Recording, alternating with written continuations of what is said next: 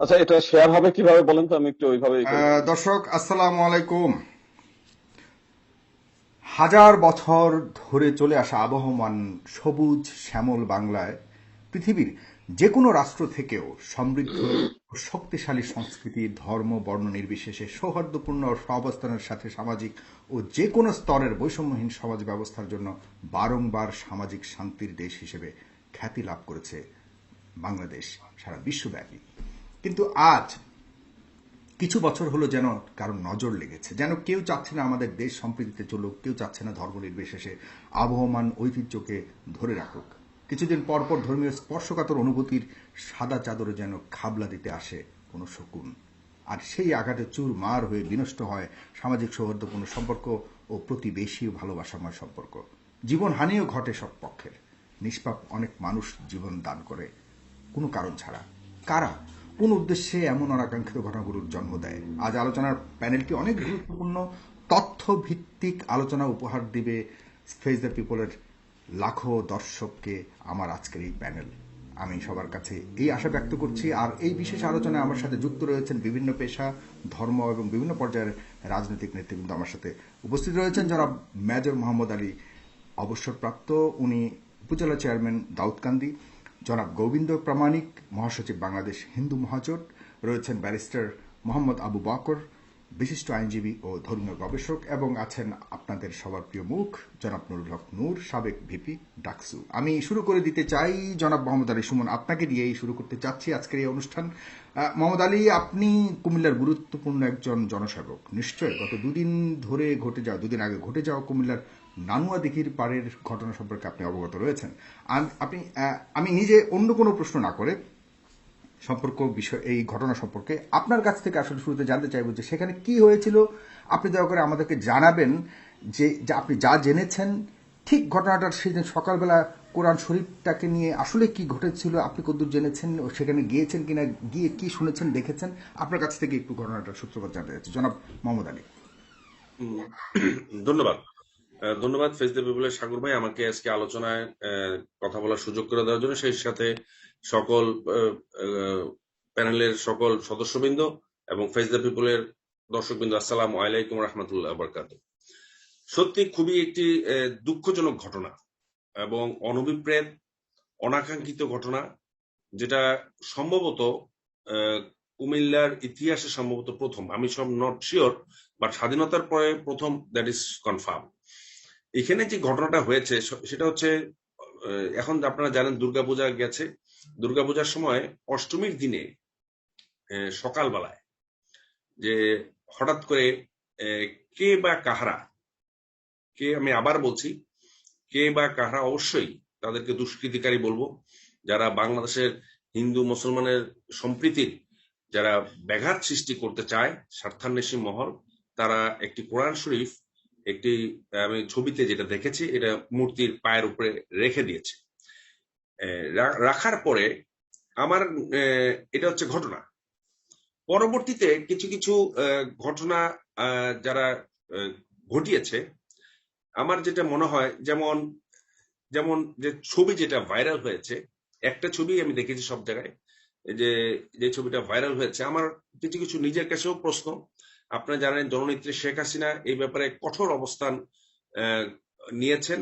আমি একটু আগে আমি ওনার ভিডিওটাও শুনছিলাম, যে উনি বলেছেন এই যে ধর্মেরই হোক না কেন, উনি স্পষ্ট বলে দিচ্ছেন যে ধর্মেরই হোক না কেন অবশ্যই তাকে খুঁজে বের করা হবে এবং আইনের আওতায় নিয়ে আসা হবে। এই ঘটনার কোরআন শরীফ রাখার সাথে যে সম্পৃক্ত, এখন অনেকগুলো প্রশ্ন আমার নিজের কাছেও আছে, যেটা আমি এখন আপনাদের সামনে বলতে চাই। সেটা হচ্ছে, কোরআন শরীফটা রাখলো কেন, উদ্দেশ্য কি? নিশ্চয়ই যে ব্যক্তি অথবা যে গোষ্ঠী রেখেছে তাদের উদ্দেশ্য একটি, সেটা হচ্ছে হিন্দু মুসলমানদের মধ্যে যে সম্প্রীতি কুমিল্লাতে রয়েছে এবং সমগ্র বাংলাদেশে রয়েছে, এটির ব্যাঘাত সৃষ্টি করা, এই সম্পৃক্তি যেন না থাকে, এবং এটা থেকে অবশ্যই যারা করেছে তাদের কোনো পলিটিক্যাল বেনিফিট তারা আদায় করার চেষ্টা করছে। এই ঘটনা যখন ঘটলো, এখানে আবার কিছু কিছু প্রশ্ন আছে। যেমন ধরেন, একটা জিনিস আমি ওপেনলি বলছি, যেটা আমার কাছে খুব খারাপ লেগেছে।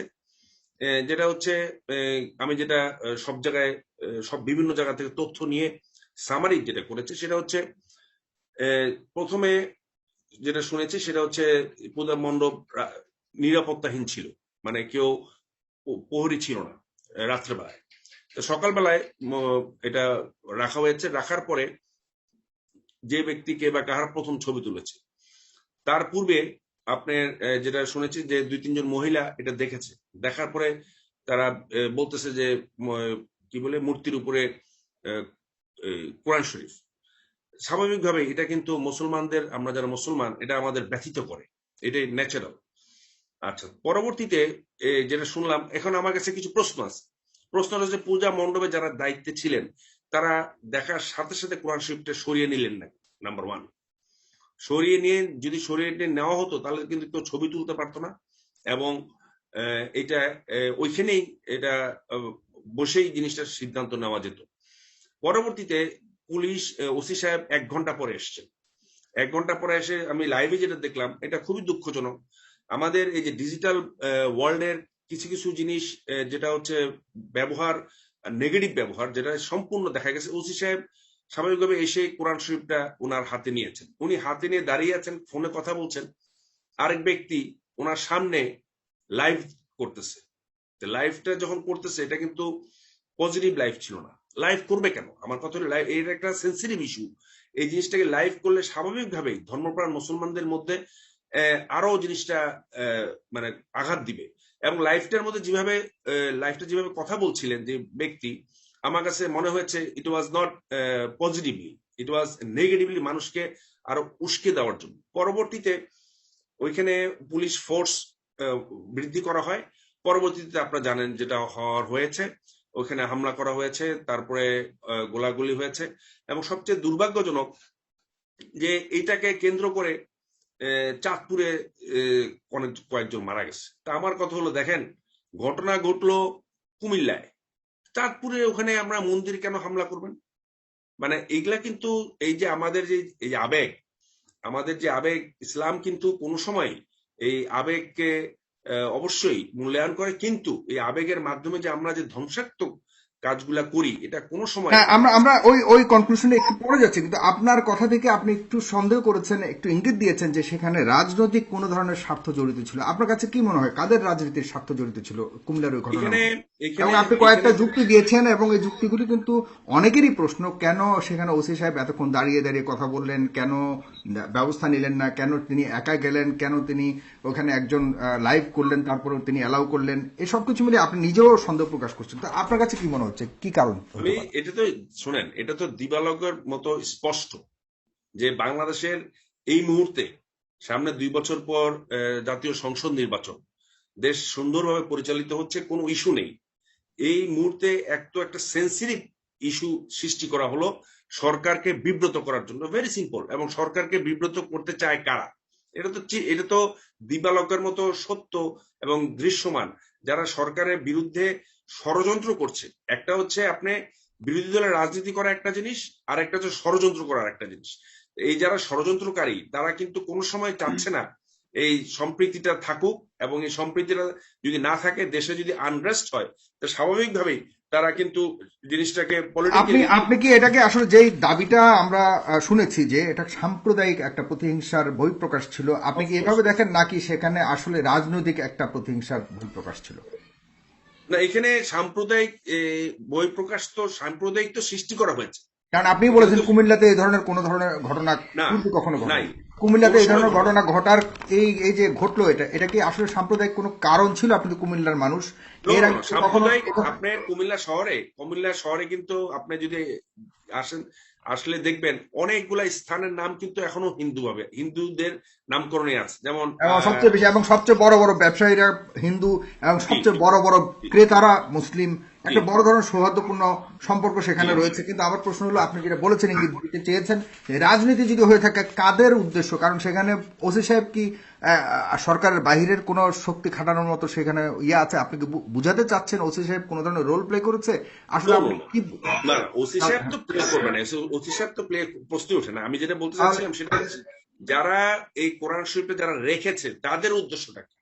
তা আমি কোরআন শরীফ রেখেছে তাদের উদ্দেশ্য, সেটাকে কি আপনি এখন মানে আমরা জানি যে সবচেয়ে ক্ষতিগ্রস্ত হয়েছে, অনুভূতির আঘাতে লেগেছে আপনার মুসলমানদের, এবং সেখানে কোরআন শরীফ, মুসলমানদের কোরআন শরীফ রাখা আছে। কিন্তু এখন সবচেয়ে আন্তর্জাতিক গণমাধ্যমও ফুটে উঠছে জি যে জি সাম্প্রদায়িক দাঙ্গা বাঁধানোর চেষ্টা করা হচ্ছে এবং ইয়েস, হিন্দুদের উপরে নির্যাতন করা হয়েছে। এখন আর কোরআন শরীফ রাখাটা একটা গৌণ হয়ে গেছে। আপনার কাছে মনে হয় না যে কোরআন শরীফ কারা রেখেছে এটা যদি বের করা যেত বা চেষ্টা করা হতো তাহলে তো মূল ওইটাই বলছি একটু আগে মাননীয় প্রধানমন্ত্রী উনি যে বক্তব্যটা দিয়েছেন 2 দিন আগে, উনি স্পষ্ট করে বলে দিয়েছে যেই ব্যক্তি করেছে অথবা যেই গোষ্ঠী করেছে তাদেরকে বের করা হবে, এবং সরকারের গোয়েন্দা বিভাগের কাছে অনেক তথ্য অলরেডি চলে এসছে যেগুলার ভিত্তিতে অতি শীঘ্রই কারা করেছে, কি উদ্দেশ্যে করেছে বেরিয়ে আসবে জনগণের সামনে, দেশের আপনাকে অসংখ্য ধন্যবাদ ব্যারিস্টার মোহাম্মদ আবু বকর মোল্লা। আপনার কাছে একই প্রশ্ন, এর পেছনে আসলে কোনো রাজনীতি নাকি সাম্প্রদায়িক কোনো কারণেই ছিল? সেখানে আপনি যেই ওয়ার্ডের এই ঘটনা হয়েছে সেই ওয়ার্ডের অনেক ইসলামিক নেতাদেরকে, যদি আমি আরো স্পষ্টভাবে বলি, সেখানে জামাত ইসলামের অনেক নেতাদেরকে পর্যন্ত গ্রেপ্তার করা হয়েছে এই অপরাধের সন্দেহে যে তাদের হাত থাকতে পারে। আপনি কি মনে করেন আসলে সাম্প্রদায়িক ছিল নাকি আসলে শুধুমাত্র রাজনৈতিক একটা প্রতিহিংসার বহিঃপ্রকাশ? আসসালামু আলাইকুম ওয়া রাহমাতুল্লাহ। আপনাকে সালাম, আমার যারা প্যানেলিস্ট ওনাদেরকে সালাম, এবং যারা দর্শক শ্রোতা সকলকে সালাম এবং ধন্যবাদ। একটা গুরুত্বপূর্ণ বিষয় আপনি আজকে আলোচনার ব্যবস্থা করেছেন। এটা ভেরি ইম্পর্টেন্ট। বাংলাদেশ হিস্ট্রিক্যালি একটা সহনশীল একটি কান্ট্রি। এখানে সকলের মাঝে সাম্প্রদায়িক মানে সম্প্রীতি রয়েছে। স্পেশালি কুমিল্লার তো ঐতিহ্য রয়েছে খুব সহনশীলতার এবং সকলে মিলে একসাথে বসবাস করার, যেটা মোহাম্মদ আলী সাহেব বলেছেন। কিন্তু অত্যন্ত দুঃখজনক ভাবে কুমিল্লাতে যে ঘটনাটা ঘটলো, রাইটলি কিছু পয়েন্ট মোহাম্মদ আলী সাহেব বলেছেন যে এটা দেখার পরেও এটাকে কিন্তু সরিয়ে ফেলা হলো না। অনেকক্ষণ পরে পুলিশ এসেছেন, পুলিশ এসে হাতে এটা রেখেছেন, এরপরে আস্তে আস্তে এটা নিয়ে সমস্যা সৃষ্টি হয়েছে। এখন হচ্ছে যে যেই কথাটি ইঙ্গিত করা হলো যে এখানে রাজনীতি রয়েছে, রাজনীতি থাকার সম্ভাবনাটাই বেশি। কারণ হচ্ছে যে বাংলাদেশের মুসলমানরা এই ধরনের কাজ করতে অভ্যস্ত না, এবং করবে বলে কোনো ভালো মুসলিম এই কাজ করতে পারে বলে মানে বিশ্বাস করার কোনো যৌক্তিকতা নাই। একজন মুসলমান কেন যে কোরআন রাখবে? এরপরে একজন সাধারণ হিন্দু সেই বা কেন তার হনুমানের পিছনে, দেবতার পিছনে পায়ের নিচে কোরআন রাখবে? এটা হতে পারে না। কিন্তু এখানে রাজনীতি থাকার সম্ভাবনা খুবই বেশি, এবং দেশি বিদেশি আন্তর্জাতিক চক্রান্ত রয়েছে।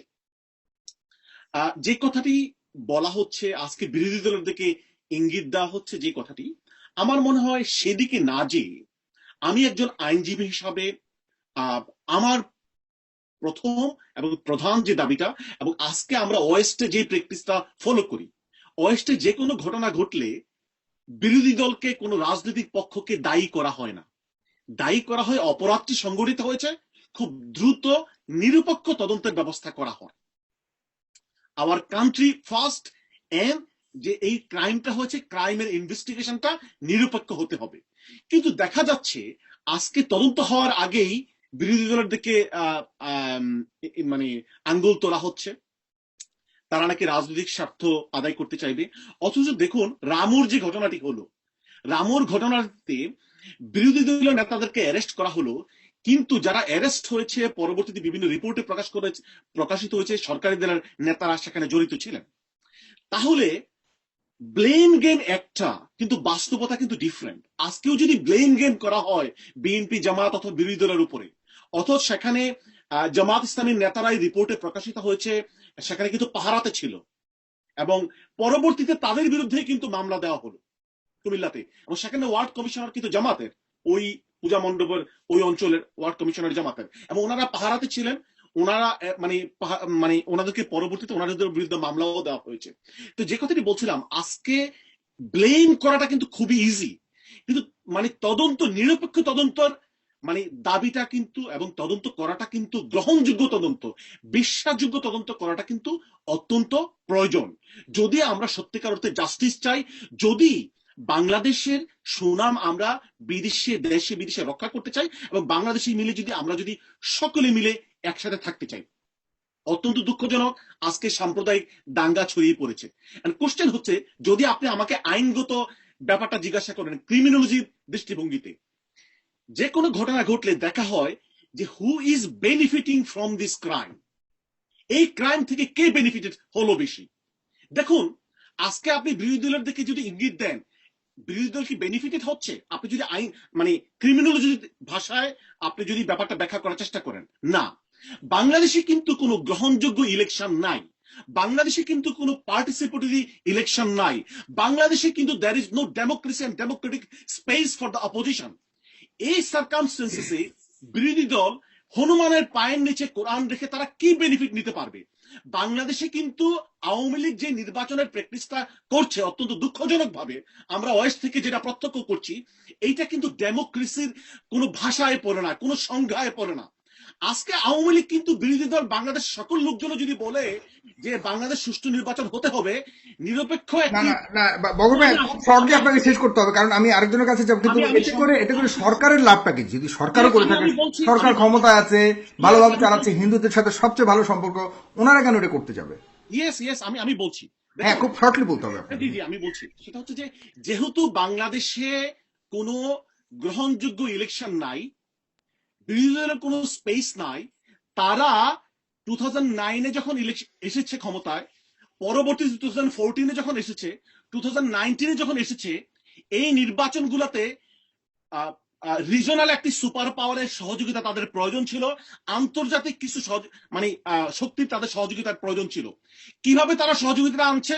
তারা বলছে, দেখো, বাংলাদেশে যদি সেকুলার শক্তিকে তোমরা ক্ষমতা রাখতে চাও, বাংলাদেশে যদি সংখ্যালঘুদের নিরাপত্তা যদি তোমরা দিতে চাও, বাংলাদেশে যদি মুসলিম সন্ত্রাসীদেরকে যদি তোমরা দমন করাতে চাও, মানে মৌলবাদীদেরকে যদি তোমরা দাবাতে চাও, তাহলে you need us, you need to support আস।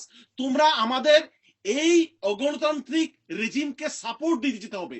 সুতরাং Awami League need support from the regional and international superpower. They need to show the international community, look, the people of Bangladesh, they are against the minority, against the Hindu.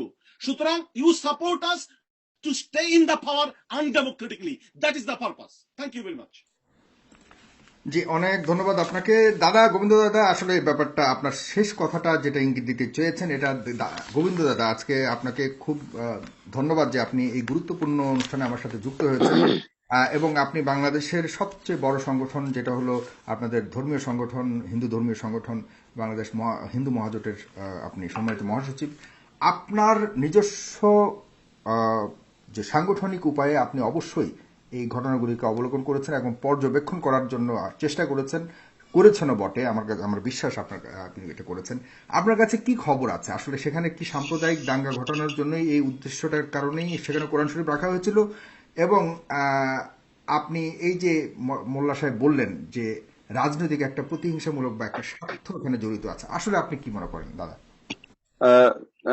আপনাকে অনেক অনেক ধন্যবাদ যে আজকে বেশ জ্ঞানী এবং পণ্ডিত ব্যক্তিদের সঙ্গে এবং স্বচ্ছ ব্যক্তিদের সঙ্গে আজকে আমাকে যুক্ত করেছেন, যারা তিনজন, তারা অত্যন্ত অভিজ্ঞ মানুষ এবং সমাজের অত্যন্ত গ্রহণযোগ্য মানুষ। তো আমি এই ঘটনা ঘটার পরপরই আমাদের একটি টিম আমরা কুমিল্লায় এবং চাঁদপুরে গিয়েছি, হাজীগঞ্জে গিয়েছি। তো ওখানে আমরা সাধারণ জনগণের সঙ্গে আলাপ আলোচনা করেছি, পূজা কমিটি যারা আছে তাদের সঙ্গে আলোচনা করেছি, মণ্ডপের সঙ্গে আলোচনা করেছি, যারা ক্ষতিগ্রস্ত তাদের সঙ্গে আলোচনা করেছি, যারা ঢাক বাজায় ঢাকি তাদের সঙ্গে আলোচনা করেছি, যারা আহত হয়েছে। বেশ কিছু মুসলিম ভদ্রলোক কিছু মন্দিরে মানে এই করতে গিয়ে, হিন্দুদেরকে সেভ করতে গিয়ে, প্রতিমা সেভ করতে গিয়ে আহত হয়েছেন, তাদের সঙ্গে আলোচনা করেছি। তো সবকিছু মিলিয়ে যে জিনিসটা, আগের যে দুইজন যারা পর্যবেক্ষণ তাদের মতামত বললেন, যে ঠিক আমারও একই মতামত এবং সাধারণ জনগণের মতো একই, যে এটা টোটালটাই পলিটিক্যাল।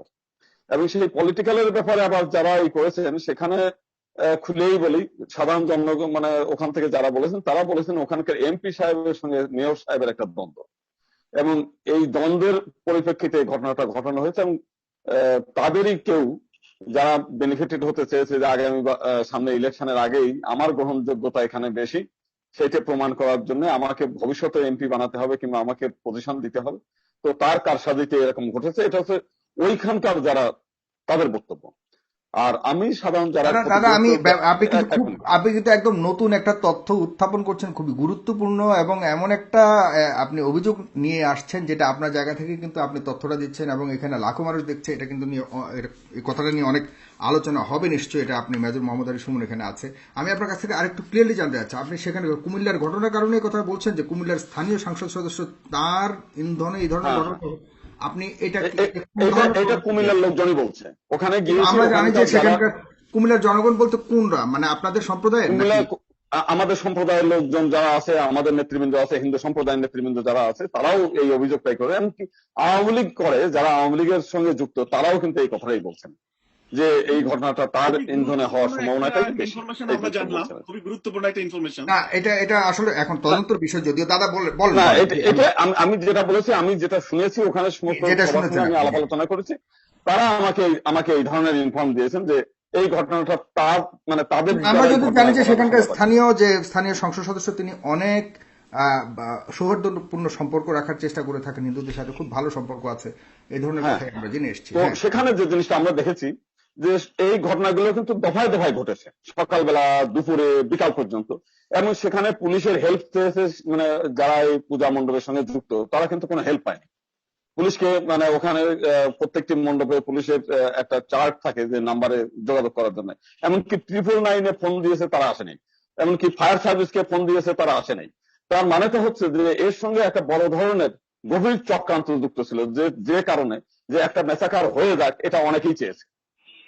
এবং একই সঙ্গে আমরা জিজ্ঞেস করেছি ওইখানে সাধারণত এর সঙ্গে কোনো ওই যে টুপিওয়ালা হুজুর টুজুর যুক্ত আছে কিনা, এবং পূজারীরা যারা মহিলা থেকে আরম্ভ করে যারা আক্রান্ত, তারা বলেছে না।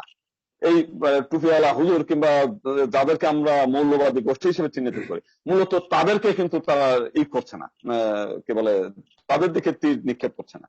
তো সেই দিক দিয়ে আমার মনে হচ্ছে যে টোটালটাই পলিটিক্যাল, এবং সে পলিটিক্যালের সঙ্গে ওইখানে মানে যারা গেইন হওয়ার চেষ্টা করছে যে আমি নিজে এখন নাই, সেই জন্য এই ঘটনাটা ঘটেছে, আমি থাকলে এরকম ঘটতো না, এবং আমার একটা বিশাল গ্রহণযোগ্যতা আছে, এইরকম একটা এই হওয়ার সম্ভাবনাটাই বেশি। যেটা আমার কাছে মনে হয়, আমার কাছে বলতে গেলে আমি যেটা আমার তথ্য ওখানে গিয়েছি, সবার কাছে আলোচনা করেছি, আমি এইরকম সংবাদ আমি পেয়েছি। এবং একই আমি আমি এর সঙ্গে দাদা যুক্ত করি। দাদা এত করে অবশ্যই, এক মিনিট, জি বলেন। একটু যুক্ত করি। দেখেন, আমাদের যে সুনামগঞ্জের সাল্লায় যে ঘটনাটা ঘটলো, সেখানেও কিন্তু আমরা দেখেছি ঠিক একই রকমের কেউ গেইন হওয়ার জন্য। আমাদের এর আগে যশোরের অভয়নগর যে ঘটনা ঘটলো, সেখানেও দেখলাম যে সরকারি দলের 2 জন এমপির দ্বন্দ্বের বলি হচ্ছে সংখ্যালঘু সম্প্রদায়। এবং নাসিরনগরেও কিন্তু একই অবস্থা। আমরা যেখানে যেখানে রামুতেও একই ঘটনা ঘটেছে। কিন্তু আমরা তো জানি আজ অবধি, এখন অবধি আমার তো বিশ্বাস যে বর্তমান সরকার সবচেয়ে বেশি মানে হিন্দু বান্ধব সরকার, আপনাদের বান্ধব সরকার, এবং আমি যদি জানি, বিশ্বাস করি, সারা বাংলাদেশ বিশ্বাস করে যে এই সরকার সবচেয়ে বেশি আপনাদেরকে নিরাপত্তা দিয়ে থাকে। এবং প্রধানমন্ত্রী নিজেও কিন্তু বলেছেন, এবং আপনি জানেন মেজর মোহাম্মদ সুমনও আপনাদের একটু আগে বলেছেন প্রধানমন্ত্রীর কথা। কিন্তু হঠাৎ করে আপনার কথা থেকে আমার কাছে তো বোঝা যাচ্ছে যে আপনি সাম্প্রদায়িক কোনো সমস্যার কথা বলছেন না, পুরো ঘটনাগুলিকে আপনি শুধুমাত্র রাজনৈতিক বলেই দাবি করছেন।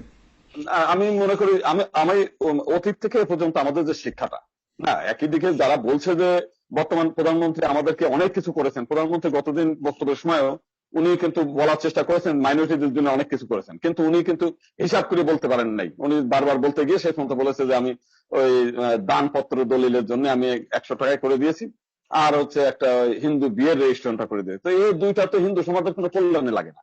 বরং আরো হচ্ছে যে বিয়ের সময় পুরোহিতদের আমরা 500 টাকা 1000 টাকা দিতে গিয়ে কার্পণ্য বোধ করতাম, সেখানে একজন এখন বিবাহ রেজিস্টার দ্বারা সে গিয়ে 10,000 টাকা দাবি করে, এবং এটা নিয়ে আরো একটা গ্যাঞ্জামি তৈরি হয়ে গেছে। আর হিন্দুদের দানপত্র দলিল করা লাগে না সাধারণ ক্ষেত্রে, কারণ হচ্ছে এদের উত্তরাধিকার আইন যে অবস্থা, সে অবস্থায় এটা দানপত্র দলিল প্রয়োজন হয় না। মুসলিমদের ক্ষেত্রে দরকার হয় কেন, যে আপনার 3 কাঠার একটা প্লট আপনার রাজধানীতে আছে, সেখানে 5 ছেলে মেয়ে, এখন দেখা যাচ্ছে না ওইটা ভাগাভাগি করলে ছেলেও পায় না, মেয়েও পায় না, সে পর্যন্ত একটা দানপত্র দলিলের মাধ্যমে, একটা সমঝোতার মাধ্যমে করা হয়, নিজেদের মধ্যে করতে হয়। কিন্তু হিন্দুদের এটা প্রয়োজন দাদা, হয় কিন্তু না। তার মানে আপনি এই এতক্ষণ যে কথাগুলি বললেন, পূর্বের ঘটনাগুলি, নাসিরনগর ঘটনা, আপনি জানেন যে হ্যাঁ আমরা দেখেছি যে দুজন আওয়ামী লীগের পক্ষ থেকে নমিনেশন পর্যন্ত দেওয়া হয়েছে, অবশ্য যদিও যদিও পরবর্তীতে বাতিল করা হয়েছে তাদেরকে রাইট চার্জশিটের রাইট গ্রন্থাগারে নাসিরনগর হামলার কারণে। তো আমি স্পষ্টভাবে আপনার কাছ থেকে জাস্ট দুইটা ওয়ার্ডে আপনি বলবেন যে আমাদের বাংলাদেশ স্বাধীনতার পর থেকে বর্তমান সরকার সবচেয়ে বেশি সময় জুড়ে ক্ষমতায় আছে এবং অন্যান্য অনেক দল ক্ষমতায় ছিল। আসলে সত্যি কথা বলতে কি, আপনারা তো বাংলাদেশের নাগরিক, আমরা কখনোই ভাবি না যে আপনারা সর্বপ্রথম বাংলাদেশের নাগরিক, এরপরে আমরা আমরা মুসলিম, আপনারা হিন্দু, সেটাকে আমরা ধর্মীয়ভাবে যে যার মতো করে প্র্যাকটিস করার চেষ্টা করি। কিন্তু নিরাপত্তার একটা প্রশ্ন যখন সাম্প্রদায়িকতার কথা আসে বা ধর্মের কথা আসে, তখন দেখা যাচ্ছে মাইনরিটি মেজরিটি নিয়ে প্রশ্ন ওঠে। সেখানে আমার আপনার কাছে আমার সরাসরি জিজ্ঞাসা, আসলে স্বাধীনতার পর থেকে আপনারা কোন আমলে সবচেয়ে বেশি নিরাপদ ছিলেন বা কোন আমলে সবচেয়ে অনিরাপদ আছেন, একটু বলেন তো দয়া করে। এটা সাধারণ জনগণ এবং আমাদের বক্তব্য হচ্ছে এরশাদ যে সময় ছিলেন, এরশাদ সাহেবের সময় আমরা আহ, হিন্দু কল্যাণ ট্রাস্ট একটা পেয়েছি, জন্মাষ্টমীর ছুটির দিন একটা জাতীয়ভাবে এই জিনিসটা পেয়েছি। এই দুটো প্রাপ্তি হচ্ছে আমাদের স্বাধীনতার পর থেকে বর্তমান পর্যন্ত প্রাপ্তি। যে কারণে এরশাদ সাহেব, যদিও এরশাদের শেষ সময়টায় আপনার একটা ওই বাবরি মসজিদকে কেন্দ্র করে একটা ঘটনা ঘটেছিল, কিন্তু সামগ্রিকভাবে ওই সময়টাকেই হিন্দুরা একটু সবথেকে নিরাপদ সময়টাকে বলে মনে করায় আমরা দেখেছি আর কি। যদিও আমি জাতীয় পার্টির মানে সমর্থক না, দলের লোকও না, কিন্তু এটা নিরপেক্ষ দৃষ্টিকোণ থেকে যদি আমরা বিচার আপনি বিশ্লেষণ করি, সেটাই স্পষ্টভাবে, আপনি সবসময় স্পষ্ট কথা বলেন, আমি জানি বা আমরা জানি আপনি সেই জায়গাতেই আছেন। তবে আজকের এই অনুষ্ঠানে অনেক তথ্য আপনি বলেছেন যেগুলি ডেফিনেটলি অনেক শিহরিত করার মতো। ভিপি নুরুল ইসলাম, নুরুল হক নূর, আপনি দয়া করে দাদার শেষ কথাগুলোর উপরে আপনি একটু মন্তব্য করবেন এবং কুমিল্লার ঘটনাকে নিয়ে আপনি ব্যক্তিগতভাবে কি ভাবেন, রাজনীতি নাকি শুধুই সাম্প্রদায়িক? নুরুল হক নূর, আপনি আনমিউট করবেন। সাগর ভাই, আপনাকে সহ যারা আলোচক হিসেবে উপস্থিত আছেন, আমাদের সুমন ভাই, মোহাম্মদ আলী সুমন ভাই, আবুকর ভাই এবং গোবিন্দ দা, সবাইকে শুভেচ্ছা এবং দর্শকদেরকেও যারা দেখছেন শুভেচ্ছা। তিনজন আলোচকের গুরুত্বপূর্ণ কথার মধ্যে দিয়ে বেশ কিছু বিষয় উঠে আসছে। যেমন প্রথমত মোহাম্মদ আলী সুমন ভাইয়ের কথায় যে কুমিল্লাতে প্রশাসনের দায়িত্ব জ্ঞানহীনতার বিষয়টা কিন্তু উঠে এসেছে, যেটা আমারও আমি বলতে চেয়েছিলাম। সে কথাটি অনেকাংশে সুমন ভাই এবং বকর ভাই আবার সেটাকে রিফ্রেশ করছে অনেকাংশে, যে ধরেন আপনার ত্রিপল এই যে মানে তাদের মন্দিরে প্রতিমার কাছে কোরআন, স্বাভাবিকভাবে দেখেন কোন হিন্দু ধর্মাবলম্বী ভাই বোন তাদের এই পূজার অনুষ্ঠান বিশৃঙ্খলা হোক এরকম একটা ইস্যুকে কেন্দ্র করে তারা চাইবে না। কোনো মুসলমানও চাইবে না যে নিজে ধর্মকর্ম না করলেও তার ধর্মীয় গ্রন্থের এভাবে অবমাননা করতে। এবং রহস্যজনক বিষয়টা হচ্ছে যে সেখানে খুব ভোরে আপনার এই কোরআন অবমাননা বা কোরআন ওখানে রাখার বিষয়টি কোন জনৈক ব্যক্তির দৃষ্টিগোচর হয় এবং তিনি 999-এ ফোন দেন। তিনি মন্দির কর্তৃপক্ষকেও জানাতে পারেন নাই, বা তিনি দেখছেন স্বাভাবিকভাবে যদি পূজা উদযাপন কমিটি কিংবা মন্দিরের কাউকে ডেকে বলতো, ভাই এটা তো একটা অরাজক পরিস্থিতি সৃষ্টি করবে, এটা সরিয়ে ফেলেন, শেষ, ডিসমিস হয়ে যেত। কিন্তু তিনি 999-এ ফোন করলেন। 999-এ ফোন করার পরে কি হলো, পুলিশ সম্ভবত 10টার দিকে আসলো এবং যেটা সুমন ভাই বলেছেন যে পুলিশের উপস্থিতিতে কেউ একজন লাইভ করছেন কিন্তু তার মুখটি দেখা যাচ্ছে না। তিনি খুব ইন্টেনশনালি লাইভটি করছেন যে এই যে কোরআন উদ্ধার করা হচ্ছে, ওসি সাহেবের হাতে দেখেন, হ্যাঁ ওসি সাহেব কোন থানা, কোতোয়ালি থানা, এবং ওসিও খুব ইন্টারেস্টিংলি সেখানে লুক দিয়েছেন। মানে এই যে লাইভ করার ঘটনাটি ইন্টেনশনালি, এটা বোঝা যাচ্ছে। তো সেই ক্ষেত্রে এবং কোরআন যে ওখানে রাখা হয়েছিল সেই ঘটনাটা স্পর্শকাতর একটা বিষয়, সহজে সেটাকে আপনার সমাধান না করে হইচই ফলানো হলো এবং 11টা থেকে ওই দিন বিকাল 3টা পর্যন্ত 3 দফা হামলা হয়েছে। বারবার ফোন দিল, যেটা গোবিন্দদা বলেছে, আমিও 2-3 জনের সাথে কথা বলেছি, পুলিশ ফায়ার সার্ভিস কেউ যায়নি। তার মানে প্রশাসনের সমর্থনেই কিন্তু এই যে ওখানে হামলা, মন্দিরে ভাঙচুর ঘটেছে। এবং স্থানীয়দের ভাষ্যমতে হামলাকারীদের অধিকাংশ বহিরাগত ছিল, তাদের হাতে আপনার লাঠি সোটা ছিল, মই ছিল, মই দিয়ে আপনার দেয়াল টপকাইয়া মন্দিরের ওখানে সেফলি হামলা করে চলে গেছে। এবং তাদের পিছনে ব্যাগও ছিল, ব্যাগে আপনার পাথর টাথরের ইয়েটে ছিল। মানে বুঝেন, বাইরে থেকে একদল লোক এসে হামলা করে গেছে এবং সেফ টাইম প্রশাসন করে দিয়েছে, সেফ এক্সিট, হামলা টামলা করে তারা চলে গেছে। এর মধ্যে প্রশাসন আসে নাই, 3টা পর্যন্ত প্রশাসন আসে নাই। এইরকম একটা ঘটনা জেলা প্রশাসক এবং পুলিশ সুপার সন্ধ্যায় সেই ঘটনা পরিদর্শনে যান। তাদের তো ঘটনা শোনা মাত্র সেখানে ছুটে যাওয়া উচিত ছিল। কাজী এই ঘটনাটি খুব রহস্যজনক যে আসলে এই ঘটনা কেন ঘটেছে। এখন আর গোবিন্দদা যেই কথাটি বলেছে আমি তার সাথে একমত, যে দেখেন বাংলাদেশে শুধুমাত্র বাংলাদেশ না, আমি বলবো এই ভারতীয় উপমহাদেশে যে কয়েকবার এই যে সাম্প্রদায়িক দাঙ্গা এবং এখন এই যে ঘটনাগুলো ঘটছে, এখনকার এগুলোকে তো সাম্প্রদায়িক দাঙ্গা বলা যায় না, এগুলো রাজনৈতিক দুর্বৃত্তদের অঘটন বলা যায়। কারণ এখানে সাম্প্রদায়িক দাঙ্গা এমন হয়নি যে কুমিল্লার হিন্দু গ্রামের মানুষ মুসলমান গ্রামের মানুষ সংঘর্ষে মুখোমুখি হয়েছে, বাইরে থেকে একদল দুর্বৃত্ত প্রশাসনের রাইট, প্রচ্ছন্ন এই পর্যন্ত সহযোগিতায়। হিন্দু মুসলিম কিন্তু সংঘর্ষ হয়নি, খুব এটাই খুব আমি বলছি, হ্যাঁ রাইট, গুরুত্বপূর্ণ এটা একটা বলছি যে দেখেন ওই ওই ওই গ্রামের তো হিন্দু মুসলিম দাঙ্গা হয়নি, সুতরাং এটাকে দাঙ্গা বলা যাবে না এটাকে। এবং প্রশাসনের এক প্রকারের প্রচ্ছন্ন সহযোগিতা, একদল লোক এসে হামলা টামলা করে চলে গেছে। হয়তো এই ঘটনার পেছনে কোনো রাজনৈতিক বা প্রশাসনিক ইন্টারেস্টের জায়গা আছে। সেই জায়গা থেকে আমি বলবো গোবিন্দদার সাথে একমত হয়ে যে আপনার সেই ভারতীয় উপমহাদেশ থাকাকালীন সময়ে, মানে অবিভক্ত ভারতবর্ষ থাকা থেকে শুরু করে আজকের এই স্বাধীন বাংলাদেশে যে কয়বার এই ধরনের ঘটনা ঘটেছে, কিংবা প্রকৃত অর্থে যখন সাম্প্রদায়িক দাঙ্গা ঘটেছে, প্রত্যেকটি ঘটনা রাজনৈতিক মোটিভ থেকে ঘটেছে। এবং এখন এই যেটা বলেছে দেখেন, আওয়ামী লীগ কিন্তু সবচেয়ে মুক্তিযুদ্ধে নিয়ে চেতনার কথা বলে যে তারা মুক্তিযুদ্ধের চেতনার দল এবং অসাম্প্রদায়িক চেতনার কথাবার্তাও বলে থাকে।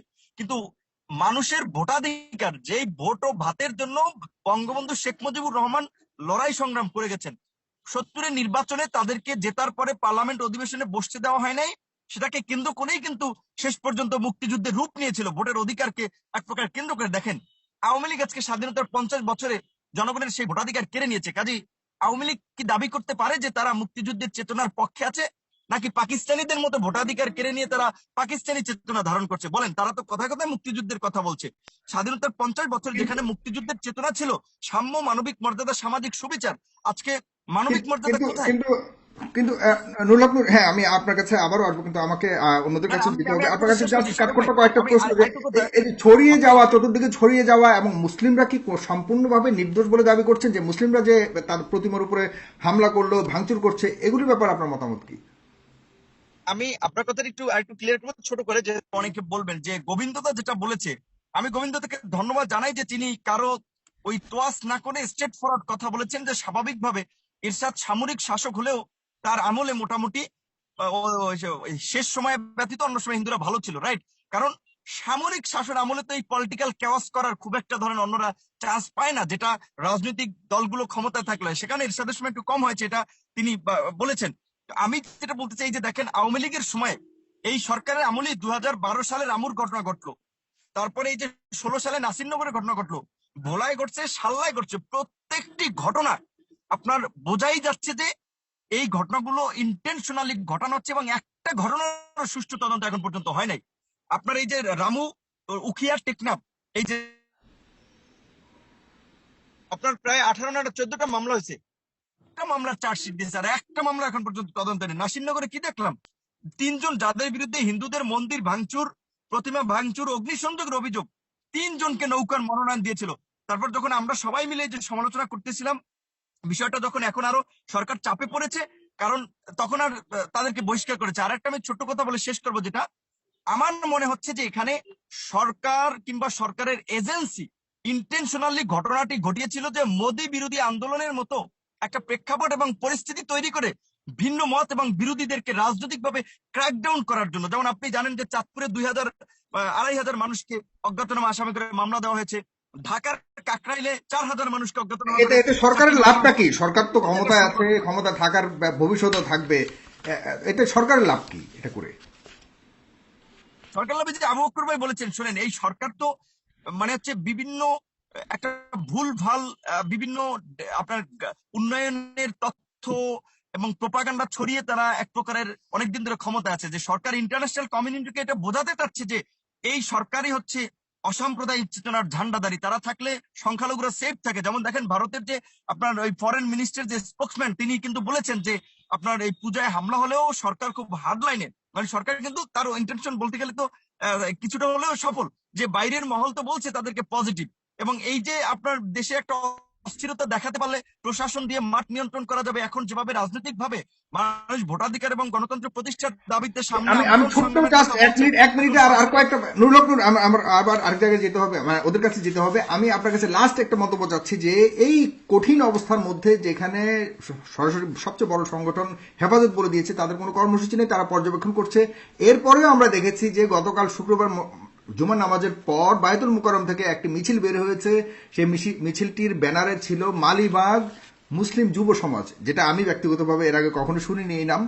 তারা আসলে কারা ছিল এবং নোয়াখালীতে যেই ঘটনাটি হয়েছে সেখানেও সংঘর্ষ হয়েছে এবং আজকে দুর্ভাগ্যজনকভাবে, খুবই দুর্ভাগ্যজনকভাবে বাংলাদেশের ইতিহাসে প্রথম আমি দেখেছি যে হিন্দু মুসলিম মুখোমুখি অবস্থাতে প্রশাসনের পুলিশের উপস্থিতিতে মুখোমুখি সংঘর্ষ হয়েছে এবং সেখানে মসজিদেও হামলা করা হয়েছে। এটা উভয় পক্ষকে একটা মুখোমুখি দাঁড় করানোর অবস্থার মধ্যে প্রশাসনের সামনে ঘটনা হয়েছে।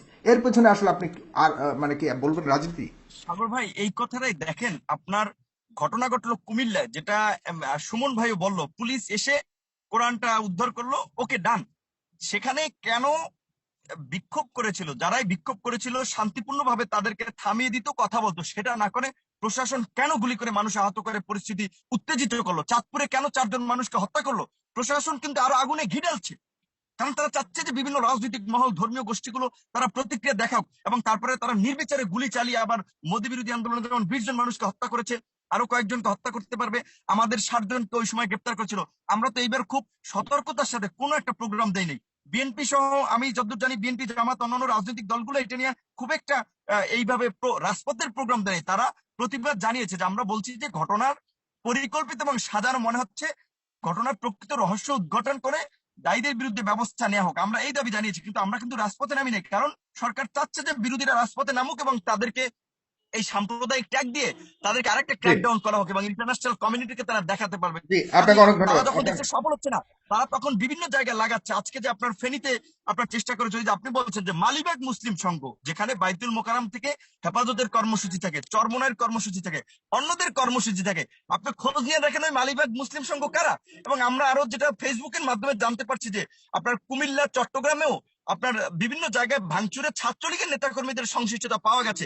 এবং ঢাকায় আপনার ছাত্রলীগের কর্মী হলের, আমি যেটা জানতে পেরেছি যে গ্রেপ্তার হয়েছে গতকাল বাইতুল মোকাররমের ওখান থেকে, তারপরে ছাড়িয়ে টাড়িয়ে দিছে কিনা এইটা জানি না। সুতরাং এইটা যে গভর্নমেন্ট এজেন্সি বা গভর্নমেন্ট প্রভোকেটেড একটা এইটা মোটামুটি আমরা আসলে এই সার্বিক প্রেক্ষাপটে আমরা বলতে পারি। তবে আমি একটা কথা বলে শেষ করতে চাই, যে এখন আমরা যদি বলি গভর্নমেন্ট করছে, গভর্নমেন্ট বলবে বিরোধীরা করছে, কিন্তু হিন্দু ভাইদেরকে তো বলি বানানো হচ্ছে এবং হিন্দু মুসলিম সংঘাত লাগিয়ে দেশকে কিন্তু একটা অনিশ্চিত গন্তব্যের দিকে নিয়ে যাওয়া হচ্ছে। কাজে তার মানে সম্প্রীতির সম্ভাবনা ক্ষীণ হচ্ছে। আপনি বোঝাতে চাচ্ছেন যে আমরা যে সম্প্রীতির জন্য আজকে আলোচনা করছি দেশটা একটা অনিশ্চিত দিকে যাচ্ছে। এর জন্য বিচার বিভাগীয় তদন্ত করতে হবে এবং এই ঘটনাগুলো নিষ্পত্তি হতেই হবে। সরকারকে আর 9-6 করে পার পেতে দেওয়া যাবে না। যে রামুর ঘটনা কি হচ্ছিল, নাসিরনগর কি হচ্ছিল, ভোলাই কি হচ্ছিল, প্রত্যেকটি ঘটনা তদন্তের মাধ্যমে প্রকৃত রহস্য এবং উদ্ঘাটন করে রিপোর্ট প্রদান করতে হবে। এই সরকারের আর এই ভাওতাবাজির মাধ্যমে সমাজকে বিভক্ত করার এই অপচেষ্টার সফল হতে দেওয়া যাবে না। জি, আপনাকে ধন্যবাদ সুমন ভাই, মোহাম্মদ আলী সুমন। আমরা জানি যে আপনার সবচেয়ে বেশি হিন্দু বান্ধব জনপ্রতিনিধি এবং সরকার, কিন্তু যে তথ্য এবং যে উপাত্তগুলি এখন বেরিয়ে আসলো, বিশেষ করে গোবিন্দচন্দ্র দাদা যে কথাগুলি বললেন আপনার কুমিল্লার ব্যাপারে, আপনি কি একমত অথবা আপনার কোনো ধরনের অভিমত আছে কিনা ব্যাপারে? দয়া করে একটু আনমিউট করবেন। ধন্যবাদ। এখানে সাগর ভাই কি বলবো, প্রথমত ব্যারিস্টার মোল্লা ভাই এবং বিপি নূর ভাই এক লাইনে কথা বললেন, দুজন এক হয়ে গেছে, 1 নাম্বার। আর গোবিন্দ দাদা যে তথ্যটা একটা পলিটিক্যাল তথ্য দিয়েছেন, আমি শুনে খুব অবাক হলাম আর কি, কারণ এই তথ্যটা আমার কাছে নেই। যেটা নেই সেটা নিয়ে আমি কথা বলবো না, বাট আমার মনে হয় না, এটা আমার ব্যক্তিগত বিশ্লেষণ। ধরেন আমি আপনাকে বলি, আমি দাউদকান্দি উপজেলার চেয়ারম্যান, আমার অবশ্যই রাজনৈতিক প্রতিদ্বন্দ্বী রয়েছে, প্রতিযোগিতা রয়েছে, স্বাভাবিক। তাই বলে কি এমন কোন ঘটনা আমি অথবা আমার প্রতিদ্বন্দ্বী করবে যেটাতে রাষ্ট্রের সুনাম ক্ষুণ্ণ হবে? কোনোভাবেই না। যেহেতু আমরা একটা দল করি, আমরা সরকারে রয়েছি, আমি আমার কোনো কর্মকাণ্ডের জন্য কিন্তু জননেত্রী শেখ হাসিনা বিতর্কিত, রাষ্ট্র বিতর্কিত হবে, এটা কোনো আওয়ামী লীগ কেন, কোনো সরকারের কোনো দলের যেই সরকার সে করবে না। এই জন্য আমি গোবিন্দ দাদার সাথে বিনয়ের সাথে কোরআন শরীফ অবমাননা হয়েছে, সেখানে যেই করুক, এটা তো সত্য। আপনি কি মনে কষ্ট পেয়েছেন কিনা যখন এটা শুনেছেন? অবশ্যই, ওটা তো আমি তো ওটা তো প্রথমেই আপনার কি বিশ্বাস হয় কিনা যে কোনো মুসলিম সেটা করতে পারে? প্রথমত আমার বিশ্বাস সেটা হচ্ছে কোনো হিন্দু সম্প্রদায়ের কেউ করবে না, কারণটা হচ্ছে না, এটা আমি পরবর্তী প্রশ্ন করতাম আপনাকে, কিন্তু মুসলিম আমি করবে বলছি কিনা? কেন কেন করবে না, কারণ ওনারা লক্ষ লক্ষ টাকা খরচ করে একটা প্রতিমা বানাচ্ছেন, এবং ওনাদের ওনাদেরও আমি যতদূর জানি, গোবিন্দ তার কথাতে কিন্তু উঠে এসছে যে ওনারা কখনো এই ধরনের মানে সম্প্রীতিকে নষ্ট করবার জন্য, বিশেষ করে কুমিল্লার যে জায়গাতে ঘটনা ঘটেছে, এখানে তো প্রশ্নই আসে না। তাহলে মানে এই যে প্রতিক্রিয়া পরবর্তীকালে দেখলাম, না না, আমি এটা বলছি সে টেনে টেনে দেখা যাচ্ছে সাম্প্রদায়িক একটা অবস্থা সারা দেশ জুড়ে তৈরি করা হয়েছে। তা আপনি এই কারণেই বলা হচ্ছে যে আসলে কি এর পেছনে রাজনীতিই ছিল শুধুমাত্র, নাকি সাম্প্রদায়িক? না এবং না না, এখন ব্যারিস্টার মোল্লা ভাই এবং নূর ভাইয়ের কথা শুনে কিন্তু আমার কাছে অন্য অন্য বিশ্লেষণ করতে হচ্ছে। আমি কিন্তু ওই বিশ্লেষণ করি নাই, যে ওনারা কিন্তু দুজনেই আগে গোবিন্দ দাদার কথা বলি, উনি বলেছেন এরশাদের সময় হয়েছে, এটা ওনার ব্যক্তিগত মতামত হতেই পারে, বাট আমি যতটুকু জানি জননেত্রী শেখ হাসিনা সবসময়, স্পেশালি বাংলাদেশ আওয়ামী লীগ কিন্তু সবসময় আমাদের সনাতন ধর্মের প্রতি কিন্তু আমরা একটু সহানুভূতিশীল। কারণটা হচ্ছে, সাপোজ আমিও দাউদকান্দি উপজেলা পরিষদের চেয়ারম্যান, দাউদকান্দিতে যতগুলো হিন্দু সম্প্রদায়ের সনাতন গ্রামগুলো আছে, মণ্ডপ, আমরাই কিন্তু বেশি ওনাদের থেকে ভোটটা পাই কনফার্ম। যেখানে যদি 1000 ভোট থাকে, মিনিমাম 900 950 ভোট আমরা আওয়ামী লীগে পাই। তো স্বাভাবিকভাবেই কেন ওনাদের প্রতি আমরা বিরূপ হবো আমি জানি না, এটা উনি বলেছেন। আরেকটা কথা হচ্ছে, আমি আমার দাউদকান্দি উপজেলার কথা বলি, সেটা হচ্ছে যতগুলা এবার পূজা মণ্ডপে আমাদের ছিল 47, একটা উপজেলা কিন্তু 47টা মণ্ডপ। আমরা কিন্তু আমি আমার ইউনো ওসি থেকে শুরু করে সকল নেতাকর্মী, আমরা সকল মাননীয় এমপি মহোদয়, আমাদের যত রাজনৈতিক নেতৃবৃন্দ আছে, আমরা কিন্তু সবাই প্রতিটা মণ্ডপ পরিদর্শন করি। ওনাদের সাথে আমরা এই পূজার যে উৎসবটা ওনাদের সাথে আমরা শেয়ার করি। তো এখন এবং এখানে বিভিন্ন রকম আর্থিক আমরা সাহায্য দিয়ে থাকি সবসময়। আমি নিজেরটা বলবো না, বাট উনি কেন বললেন যে আমরা জননেত্রী শেখ হাসিনা সরকারের সময় ওনাদের হচ্ছে, এটা আমি আমার থাকে। আরেকটা জিনিস বলি, যেমন জননেত্রী শেখ হাসিনা কিন্তু আপনার পূজার সময় বিদেশ থেকে যে রাধাকৃষ্ণের যে মার্বেলটা আসে, এটা কিন্তু আগে ট্যাক্স দিতে হতো, এটা কিন্তু ট্যাক্স উঠিয়ে দিয়েছে। আমার থেকে ভালো বলতে পারবেন, এবং নারীদের উত্তরাধিকার আইন করে না দিয়েছে। না, এগুলি দেওয়ার ক্ষেত্রে কি আপনি মনে করেন না যে ধর্ম নিয়ে রাজনীতি করা হচ্ছে? মানে এটা যদি কোনো সরকার করে থাকে, এটা কি ধর্ম নিয়ে রাজনীতি করা নয়? এটা কি ওদের পক্ষ থেকে মানে ভোট ব্যাংক? আপনি বলেছেন তাদের সবচেয়ে বড় বেশি ভোট পাচ্ছেন, এটা আপনি স্বীকার করেছেন। এই ভোট পাওয়ার রাজনীতির কোনো উদ্দেশ্য আছে কিনা এর পেছনে? না না, আমি কেন বলছি, কারণ গোবিন্দ দাদা দেখলাম একটু সরকারের প্রতি নাখোশ এরকম ভাবে বললেন। গোবিন্দ দাদা তো বাস্তবতা নিরিখে বলেছে, এখন ওই 3000 টাকার লোভে তো আসে বলেন। না না, আমি জন্য কষ্ট এই বিষয়টা আমি একটু লাস্টে বলবো আর কি, মানে কেন বললাম সেই বিষয়ে আমি বলবো। আর ব্যারিস্টার মোল্লা ভাই এবং বিপি নূর ভাই, আপনি কি বলেন কিনা এই ধরনের ধরেন 3000 টাকা করে পূজা মণ্ডপে দেওয়া হয়েছে, এই দেয়ার কারণে কেউ সত্য বলা থেকে যেন মুক্ত থাকে, মুখ বন্ধ রাখে, এই উদ্দেশ্যেই দেওয়া? বুঝি নাই কোনটা। মানে এই যে আমাদের দেখছি যে আমরা ডাক্তার মুরাদ হাসান, যিনি তথ্য প্রতিমন্ত্রী, তিনি বলেছেন যে বর্তমানে তার হাতেই প্রত্যেকটা পূজা মণ্ডপে 500 কেজি করে চাল এবং 3000 টাকা করে, উনি যেভাবে 3 বলেছে আমি ভাবছিলাম যে 3 লাখ বুঝি বলবে, পরে দেখবেন 3000 টাকা করে প্রতি পূজা মণ্ডপে দেওয়া হয়েছে। এখন এই যে কথাগুলি এই যে টাকাগুলি দেওয়া হচ্ছে, জাস্ট দেওয়া হচ্ছে, এটা কি দিয়ে তাদের সত্য বলা থেকে মুখ বন্ধ করে রাখার জন্য দেয়া? যেটা আপনি বললেন যে আমরা এত কিছু দেই, তারপরও কেমনে বললো গোবিন্দ দাদা এই কথা, এটা আপনার বিশ্বাস হয় না? তার মানে কি উদ্দেশ্য ছিল যে ওনারা সত্যটা বলবে না, অথবা ওনারা? না না, আমি সাগর ভাই, আপনি যেভাবে মিন করতেছেন আমি ওটা মিন করি নাই। আমি যেটা বলতে চাচ্ছি, আমরা সব সময় ওনাদের পাশে ছিলাম, আছি এবং থাকবো। কারণ ওনারা সবসময় অ্যাটলিস্ট নৌকা প্রতীক, ওনারা সবসময় ওনাদের ফিক্সড ভোট, আমরা কেন ওনাদের প্রতি আমরা অবিচার করব? আমার প্রশ্ন হলো ওইটাই। উনি তো আপনি তো 3000 টাকার কথা বলেছেন, আপনি দাউদকান্দিতে আসেন, ভিজিট করে যান, 10 লক্ষ টাকা দিয়ে আমরা ওনাদের মন্দির করে দিচ্ছি। এটাতে একটা কথা বললাম, এরকম আরো বড় বড় যেগুলো মন্দিরগুলো দেখবেন, এখানে সবাই আমরা সহযোগিতা করি, ওটা বিষয় ওই আলোচনা যাচ্ছি না। বাট ওনার এই যে আমি ব্যারিস্টার মোল্লা ভাই এবং বিপিনুর ব্যাপারে কথা বলতে চাচ্ছিলাম, ওনারা সরাসরি এই ঘটনাটাকে সরকারের উপরে উঠিয়ে দিলেন। Very unfortunate. সরকারের উপরে কেন উঠালেন আমি বুঝলামই না। সরকার নিজের খালগাড়িকে কুকুর আনে, এটা আমাদের, আমি উপজেলা চেয়ারম্যান, ঘটনা ঘটার পর থেকে আপনি কিন্তু বিরোধী দলের প্রতি আঙ্গুল তুলেছেন প্রথমে। না না না, আমি শেষ করি। জিনিসটা হচ্ছে, ঘটনা ঘটার পর থেকে পুরা উপজেলার আমার সকল নেতাকর্মীকে রাত্রে পাহারা দিতে হয়েছে মণ্ডপের জন্য কোনো দুর্ঘটনা না ঘটে। তো কেন আমি এই নিজে ঘটায় এই সরকারি মানে কাজটা করে। আপনি আপনার জীবনে আপনি একটু একটু বলুন। আমি আপনার খুব শখ, আমি তো নিজে আমার বন্ধু বান্ধবদের মধ্যে যে 5 জনের মধ্যে 2 জন ছিল হিন্দু। আমি পড়াশোনা যখন করতাম একসাথে স্কুলে যেতাম, তখন আমার সাথে 2 জন কমপক্ষে, ন্যূনতম সংখ্যা হিসাবে বলতে হচ্ছে আমাকে, আমার নাম সহকারে বলতে পারবো, কিন্তু এখন এখানে নাম বলতে পারি। আমাদের সম্প্রীতির মত, সম্প্রীতি পূর্ণ একটা প্রতিবেশীয় সম্পর্ক যেখানে আছে, সেখানে আপনি বলেন তো আপনার জীবনে যে এই যে নিরাপত্তা দিতে হচ্ছে কাদের কারণে, কারা চাচ্ছে, এবং কোনো একটা আমি তো সংঘবদ্ধ এটাই মুসলিম বললাম, দলের কারা কথা বলতে চাচ্ছে? পারবেন যে তারা হুমকি স্বরূপ কখনো আপনি দেখেছেন যে পূজা মণ্ডপে হামলা করার জন্য আপনি শুনেছেন পরিকল্পনা করছে অথবা দেখেছেন? আপনি বলুন তো আপনার এলাকাতে। আমি তো আপনাকে এটাই বলতেছিলাম যে কেন আমাকে পাহারা দিতে হইলো, কেন সারা রাত ধরে আমাকে বিভিন্ন এখানে কাদের ভয় দিয়েছেন আপনি বলেন, কাদের ভয় দিয়েছেন? আপনি কি জানতেন কিনা যে উমক একটা গ্রুপ আছে, সম্ভাবনা আছে?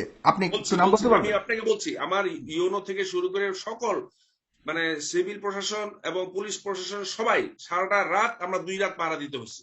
কেন দিতে হইলো আমার প্রশ্ন এটা। অবশ্যই এর আগে কি কখনো ঘটনা হয়েছে যে কারণ আপনার কাছে ভয় লেগেছে যে না এবার হতে পারে ইয়ে করে, না এরকম না কোনো না, ঘটনা এখানে হয়েছে আপনার? এখানে আপনাকে বলি, যে কোনো একটা পূজা মণ্ডপে আক্রমণ করে একটা ঘটনা ঘটিয়ে দিচ্ছে, কিন্তু ঘটিয়ে দিয়ে সরকারের উপরে ব্লেম দিচ্ছে। দেখেন, তার মানে নিজেরা কি নিজে, আবার একটু আগে নূর ভাই বলে গেল ছাত্রলীগ বলে আক্রমণ করছে। এটা কথা, এটা কি বলবো আর। এখন তো এটা তো ধরেন কেউ মানে এটা তো অবিশ্বাস্য কথা। আমি তো নিজে বলতেছি, নিজে আপনি আমার কাছে লিস্ট আছে, আপনি যদি চান আমি লিস্টটা খুলে দেখাইতে পারি। আমাদের ছাত্রলীগের আমরা প্রতিজনকে দায়িত্ব দিয়ে দিছি, এই মণ্ডপে 3 জন করে থাকবে, এই মণ্ডপে 3 জন না করে, না, লিস্ট আছে। ছাত্রলীগের দায়িত্ব দিতে হবে কেন? ছাত্রলীগ কি মানে প্রশাসনিক দায়িত্ব পালন করছে? না না না, প্রশাসনকে সহযোগিতা করার জন্য। পুলিশ তো কেন দেখুন ছাত্রলীগ কেন, মানে ছাত্রলীগ কি প্রশাসনকে সহযোগিতা করবার জন্য কোনো এখতিয়ার রাখে কিনা? না না না, জিনিসটা আপনি ওভাবে এখতিয়ারের বিষয় না। জিনিসটা হচ্ছে আপনি একটা লোক সারা রাত কি ডিউটি করতে পারবে না, সারা দিন তো পারবে না, এত পুলিশ সেখানে ফোর্স নাই। ছাত্রলীগ ডিউটি করবে? না না, ছাত্রলীগ বলতে ছাত্রলীগ না, তরুণ সমাজ। আমি আর ছাত্রলীগ বলবো না। আর হিন্দু সমাজ থেকে কি ছাত্রলীগের সহযোগিতা চেয়েছিল, বা তারা কি কোথাও বলেছে যে আমাদেরকে সহযোগিতা করেন? না না, ওনারা বলবে কেন? ওনাকে জানে যে কোন সময় কি আক্রমণ করবে, জানে না তো। আনফোর্স এখানে মানে আপনারা জানেন? না না, কুমিল্লায় যে ঘটনাটা ঘটছে, ওই নানুদিঘির পাড়ের এলাকার লোকজন তো কেউ ছিল না, সব তো বাইরের, অল আর ফ্রম আউটসাইড। যেখানে যে ঘটনাটা, অবশ্যই এটা দুষ্কৃতিকারী, অবশ্যই যারা, আমি এখন বলতে বাধ্য হচ্ছি, নিশ্চয়ই আমি এটা বলতে চাই নাই, এটা হচ্ছে এখন ঘটনা মোল্লাবের আর বিপিনের কথা শুনে যেটা বুঝলাম, ওনাদের কথা অনুযায়ী এখন মনে হচ্ছে এটা পুরো বিরোধী দল সামনে নির্বাচনকে কেন্দ্র করে দেশকে অস্থিতিশীল করার লক্ষ্যে এই নির্বাচন কাজটা তো তারা হয় না ঘটিয়েছে। বাংলাদেশে। না মোল্লা ভাই আমি আপনার কাছে আসছি, এবার সুমন ভাইকে শেষ করতে দেন। জি, এই হচ্ছে ঘটনা। ওয়ারেজ দেখেন, মানে এই জিনিসটা সম্পূর্ণ অনভিপ্রেত। এখন ঘটনা ঘটেলে আরেকজন, ঘটনার আবার ওখানে নূর ভাই বলে গেছে পুলিশ প্রশাসন, কুমিল্লা ডিসি সাহেবের সাথে কথা হয়েছে, সারা রাত উনি পুরা চক্কর দিচ্ছে পুরা কুমিল্লা শহর। মানে কি বলতেছেন? যে কোনো ঘটনা ঘটলে তো যার যার জবাব দিতে আসছে না, অবশ্যই জবাব দিতে হবে। তাই জবাব দিতে কেউ কি চায়, আমি কি চাই আমার দাউদকান্দিতে কোনো দুর্ঘটনা ঘটুক, শান্তি নষ্ট হোক? কেউ চায় না স্বাভাবিকভাবেই। কিন্তু যারা দুষ্কৃতিকারী, 11টা থেকে 4টা পর্যন্ত 4 ঘন্টা হামলা হয়েছে। 4 ঘন্টার মধ্যে কেন পুলিশ স্পটে যেতে পারলো না? এবং ওই যে কোরআন উদ্ধারের যে ভিডিওটি দেখালো, এটা কেন প্রশাসনের প্যাট্রোনাইজেশন এই ভিডিও সোশ্যাল মিডিয়াতে ছড়িয়ে পড়লো? না একটু এখানে আমি আপনাকে বলি, শোনেন নূর ভাই, আপনি ওইভাবে বলেন যেটা না। আপনিও প্রশ্ন তুলেছেন। আমি আপনাকে বলি, আপনাকে প্রথমে বলি, যত কিছু বলেন সরকারের তো কোনো লাভ নাই এখানে, সরকার তো লস। সরকারের লাভ তো আছে মহোদয় ভাই, সরকারের তো বিশাল লাভ, সরকারের তো বিশাল লাভ। জি, না সুমন ভাইকে বলতে দেন। আপনার দুজন নাকি একসাথে হয়ে গেছেন, আপনার দুজন যদি বলেন তাহলে বেচারা বলতে পারবে না। আমি সুমন ভাইকে বলতে ওনারা দেন, please। দুজন বড় বড় নেতা, আমি ভাই ছোট্ট মানুষ। না আপনি বলেন, আমি আপনার সাথে আছি। সুমন ভাই আমি আপনার সাথে আছি, সেনাবাহিনীর please। মেজর, আপনি দক্ষ চৌখস অফিসার এবং সেনাবাহিনী থেকে নরমাল মোহাম্মদ আলী ভাইরা তো হাইলি বেনিফিশিয়ারি অফ দা হ্যাঁ, একজন সফল সেনা অফিসার উনি। আপনি তো 10 জনকে মোকাবেলা করার। হ্যাঁ জি সুমন ভাই প্লিজ। আমি বলি, যেটা হচ্ছে, আমি আবার বলতেছি, আমি বিনয়ের সাথে বলতেছি, এটা আপনারা এই যে ব্লেম গেম করি, আমরা এখানে যে ব্লেম গেম করতেছি, এই ব্লেম গেম করে কিন্তু আসল দুষ্কৃতিকারীকে বেঁচে যাচ্ছে। আমার কথা হলো, আমরা ব্লেম গেম বন্ধ করে প্রকৃত দুষ্কৃতিকারীকে বের করে শাস্তির আওতায় যেন আমরা আনতে পারি।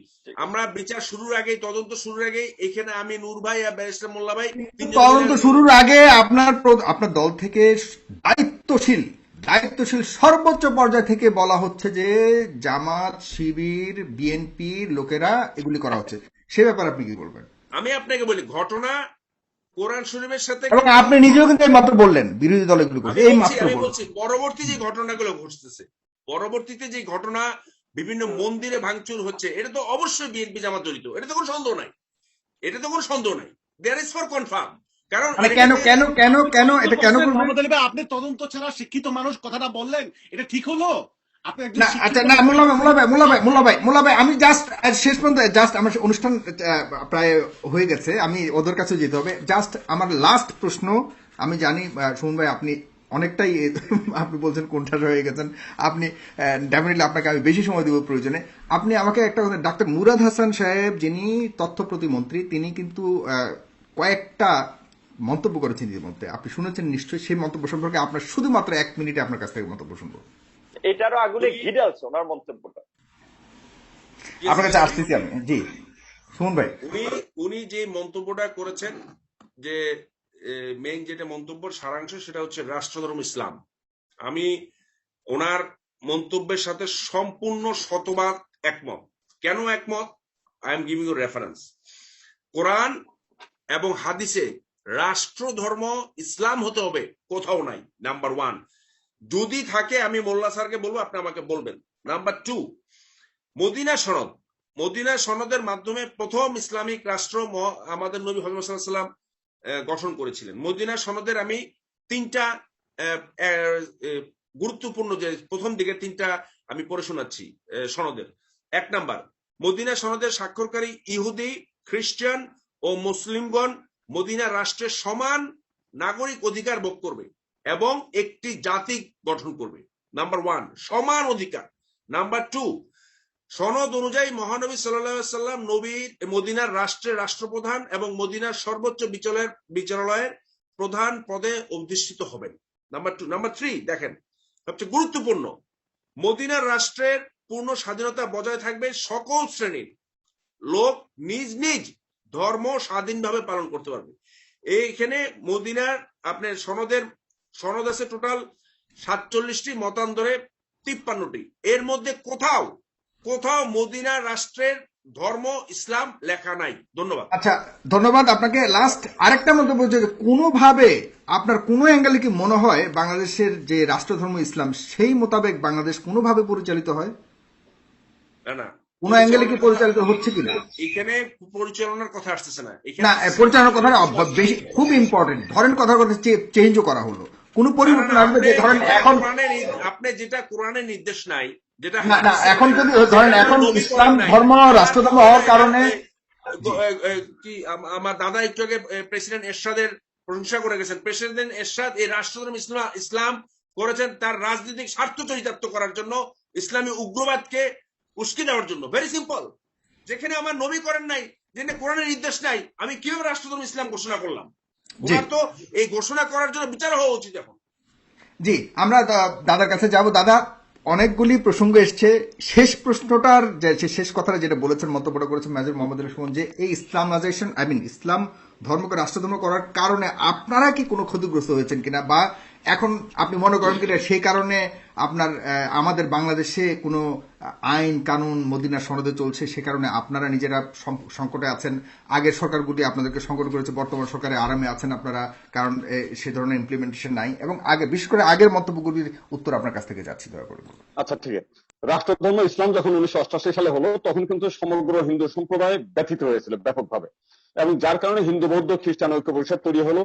এবং তখন আওয়ামী লীগ বলেছিল যে আমরা ক্ষমতায় আসলে 72 সংবিধান ফিরিয়ে আনবে, এবং তারা কিন্তু অঙ্গীকার করা, তাদের সেই সময় নির্বাচনের অঙ্গীকার ছিল। তারা ক্ষমতা আসার পরে কোনোদিন এটা করে না, এরশাদের দায়ী করে, কিন্তু সেই এরশাদকে তারা সাথে নিয়ে সেটা কিন্তু আবার বহাল রাখছে, তারা কিন্তু তাদের কথা রাখেনি। তো যাই হোক, ওই বিষয়টা আমরা দেখবো না, কারণ দেশের 90% এবার ইনশাআল্লাহ হবে, এবার ইনশাআল্লাহ আপনার স্বপ্ন পূরণ হবে দাদা। না এটা হবে না কোনোদিন। এটা হচ্ছে এইবার বলবে আগামীবার ভোট দেন আমরা করবো, এইটি যাই হোক। আমরা ওইটা বলছি না, বাংলাদেশের 90% লোক মুসলিম, তারা যে তাদের চিন্তা চেতনা বহিঃপ্রকাশ করবে সেটাই স্বাভাবিক, এটা নিয়ে আমরা করবো। দাদা আপনি এবার এটার কারণে যদি ভোট দেন তাহলে আগে এভাবে বলবেন না, ইনশাআল্লাহ এবার হবে।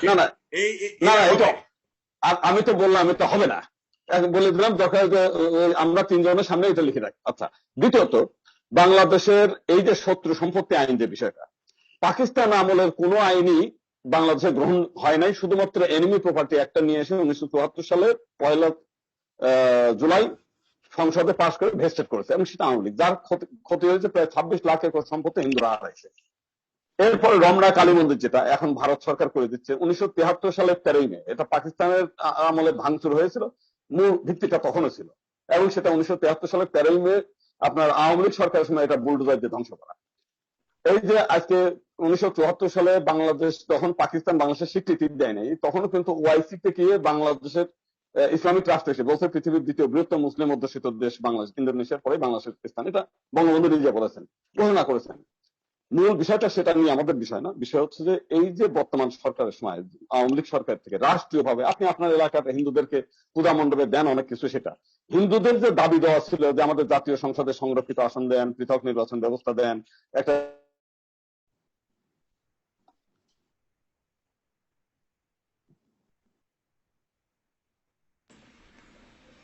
দাদাকে আমি শুনতে পাচ্ছি না।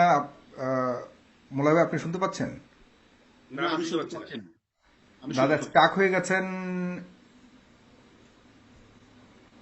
দাদার হয়তো কোনো ফোন এসছে কিনা আমি জানি না। দাদা, আপনাকে শোনা যাচ্ছে না, দয়া করে একটু।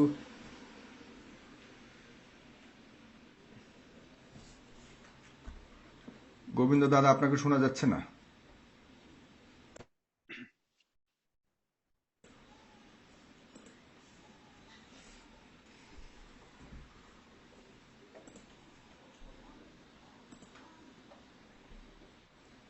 আমি গোবিন্দ দা, আমি সুমন ভাইয়ের পর যাওয়ার কথা ছিল ব্যারিস্টার মোহাম্মদ মোল্লার ভাইয়ের কাছে। আমি ভুলবশত আসলে সিরিয়াল ব্রেক করেছি। মোল্লা ভাই বলবেন দয়া করে। জি, ধন্যবাদ। আপনার কোন স্পেসিফিক কোশ্চেন নাকি আমি I need to respond to some questions and issues? একটু এই হয়ে গেল। হ্যাঁ হ্যাঁ দাদা, আপনি আচ্ছা, হ্যাঁ বলেন বলেন, যে আপনাকে দেখা যাচ্ছে না একটু তো একটু। সেখানে হিন্দুরা যেটা দাবি করেছে দীর্ঘদিন যাবৎ, ঐক্য পরিষদ, পূজা পরিষদ, আমরা সহ সমগ্র হিন্দু সমাজ যা চায় সেটা কিন্তু দেন না। সংখ্যালঘু কমিশন চেয়েছে, উনি দেন নাই। সংখ্যালঘু মন্ত্রণালয় চেয়েছে, সেটা দেন নাই।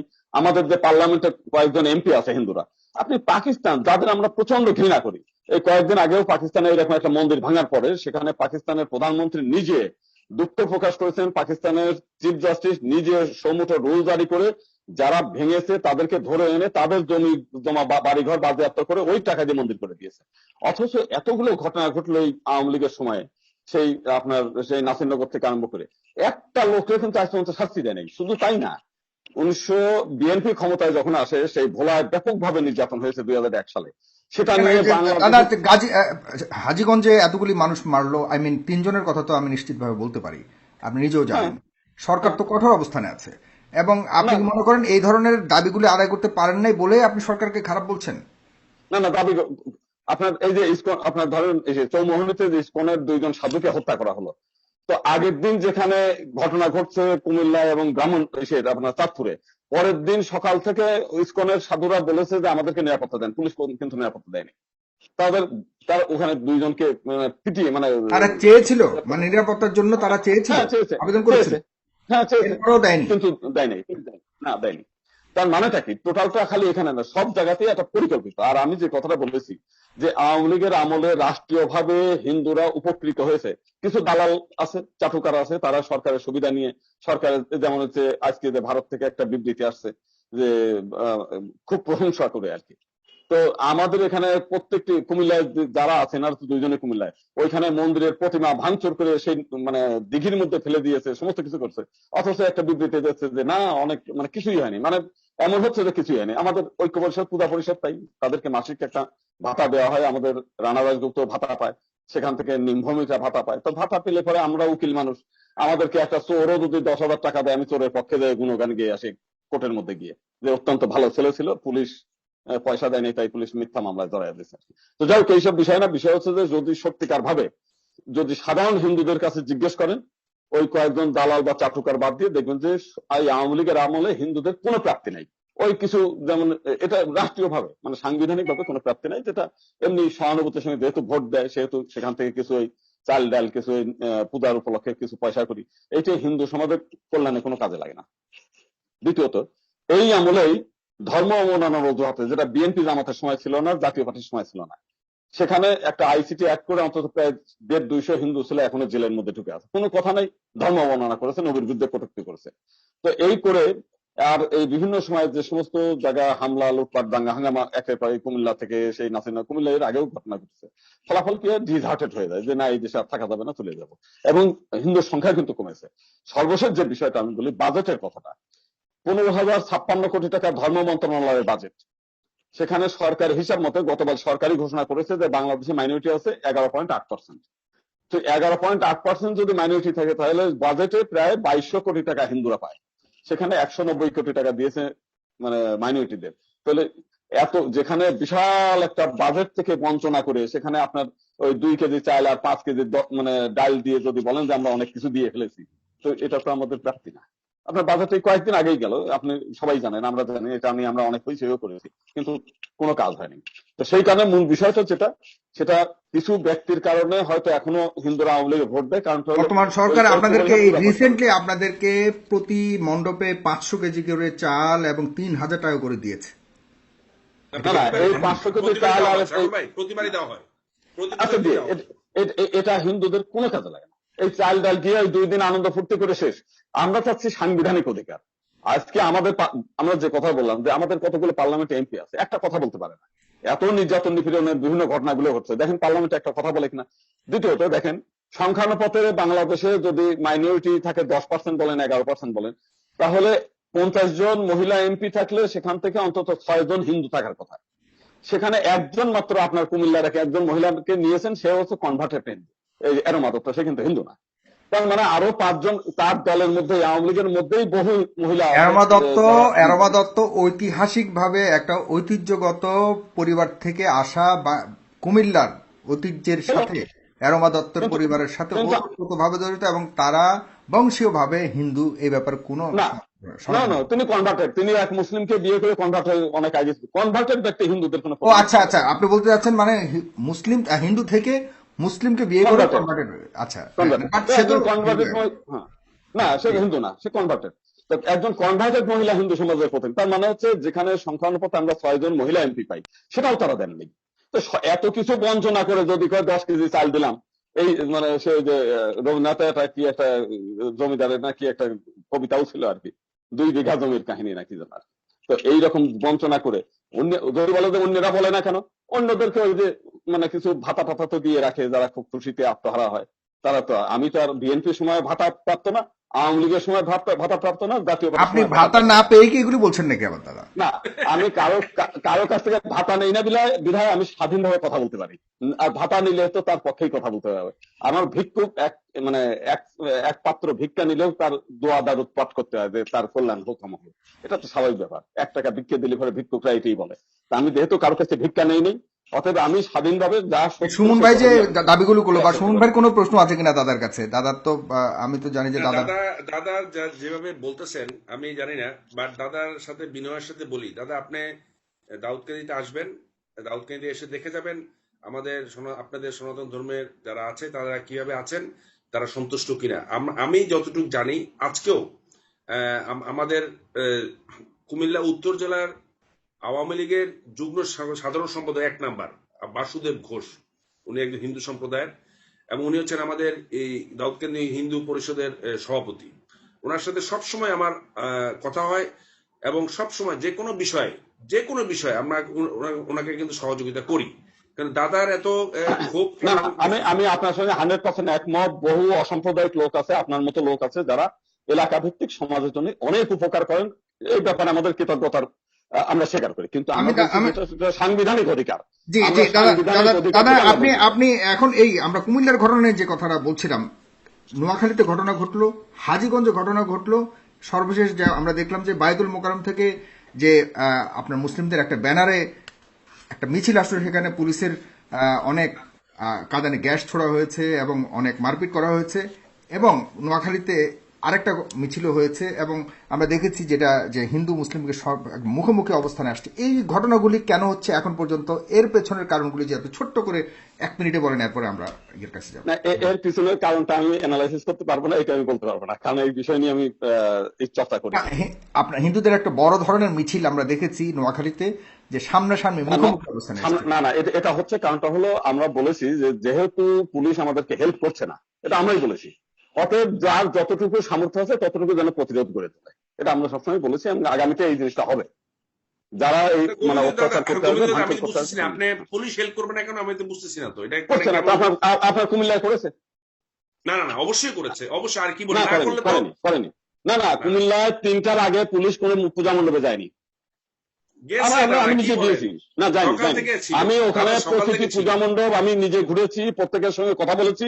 তারা বলেছে 999 ফোন দিয়েছে, পুলিশের যে তালিকা আছে, ব্যানার টানানো আছে, ওখানে পুলিশের নাম্বার দিয়ে দাদা পুলিশ ছিল, একটার পর বিজিবি একটা ফোন ছিল, দিয়েছে। ম্যাজিস্ট্রেট ছিল, সেটা সবই পরে ছিল। পরে এসেছে। সুমন ম্যাজিস্ট্রেট ভাই, একটা নাম্বার 3টার ছিল, আগে কেউ ম্যাজিস্ট্রেটকে যায় নাই। বারবার ফোন করেছে, ম্যাজিস্ট্রেট যায়নি। আপনার এলাকার লোকের কথা, আমি নিজে তারা যা বলেছে আমি সেটাই বললাম।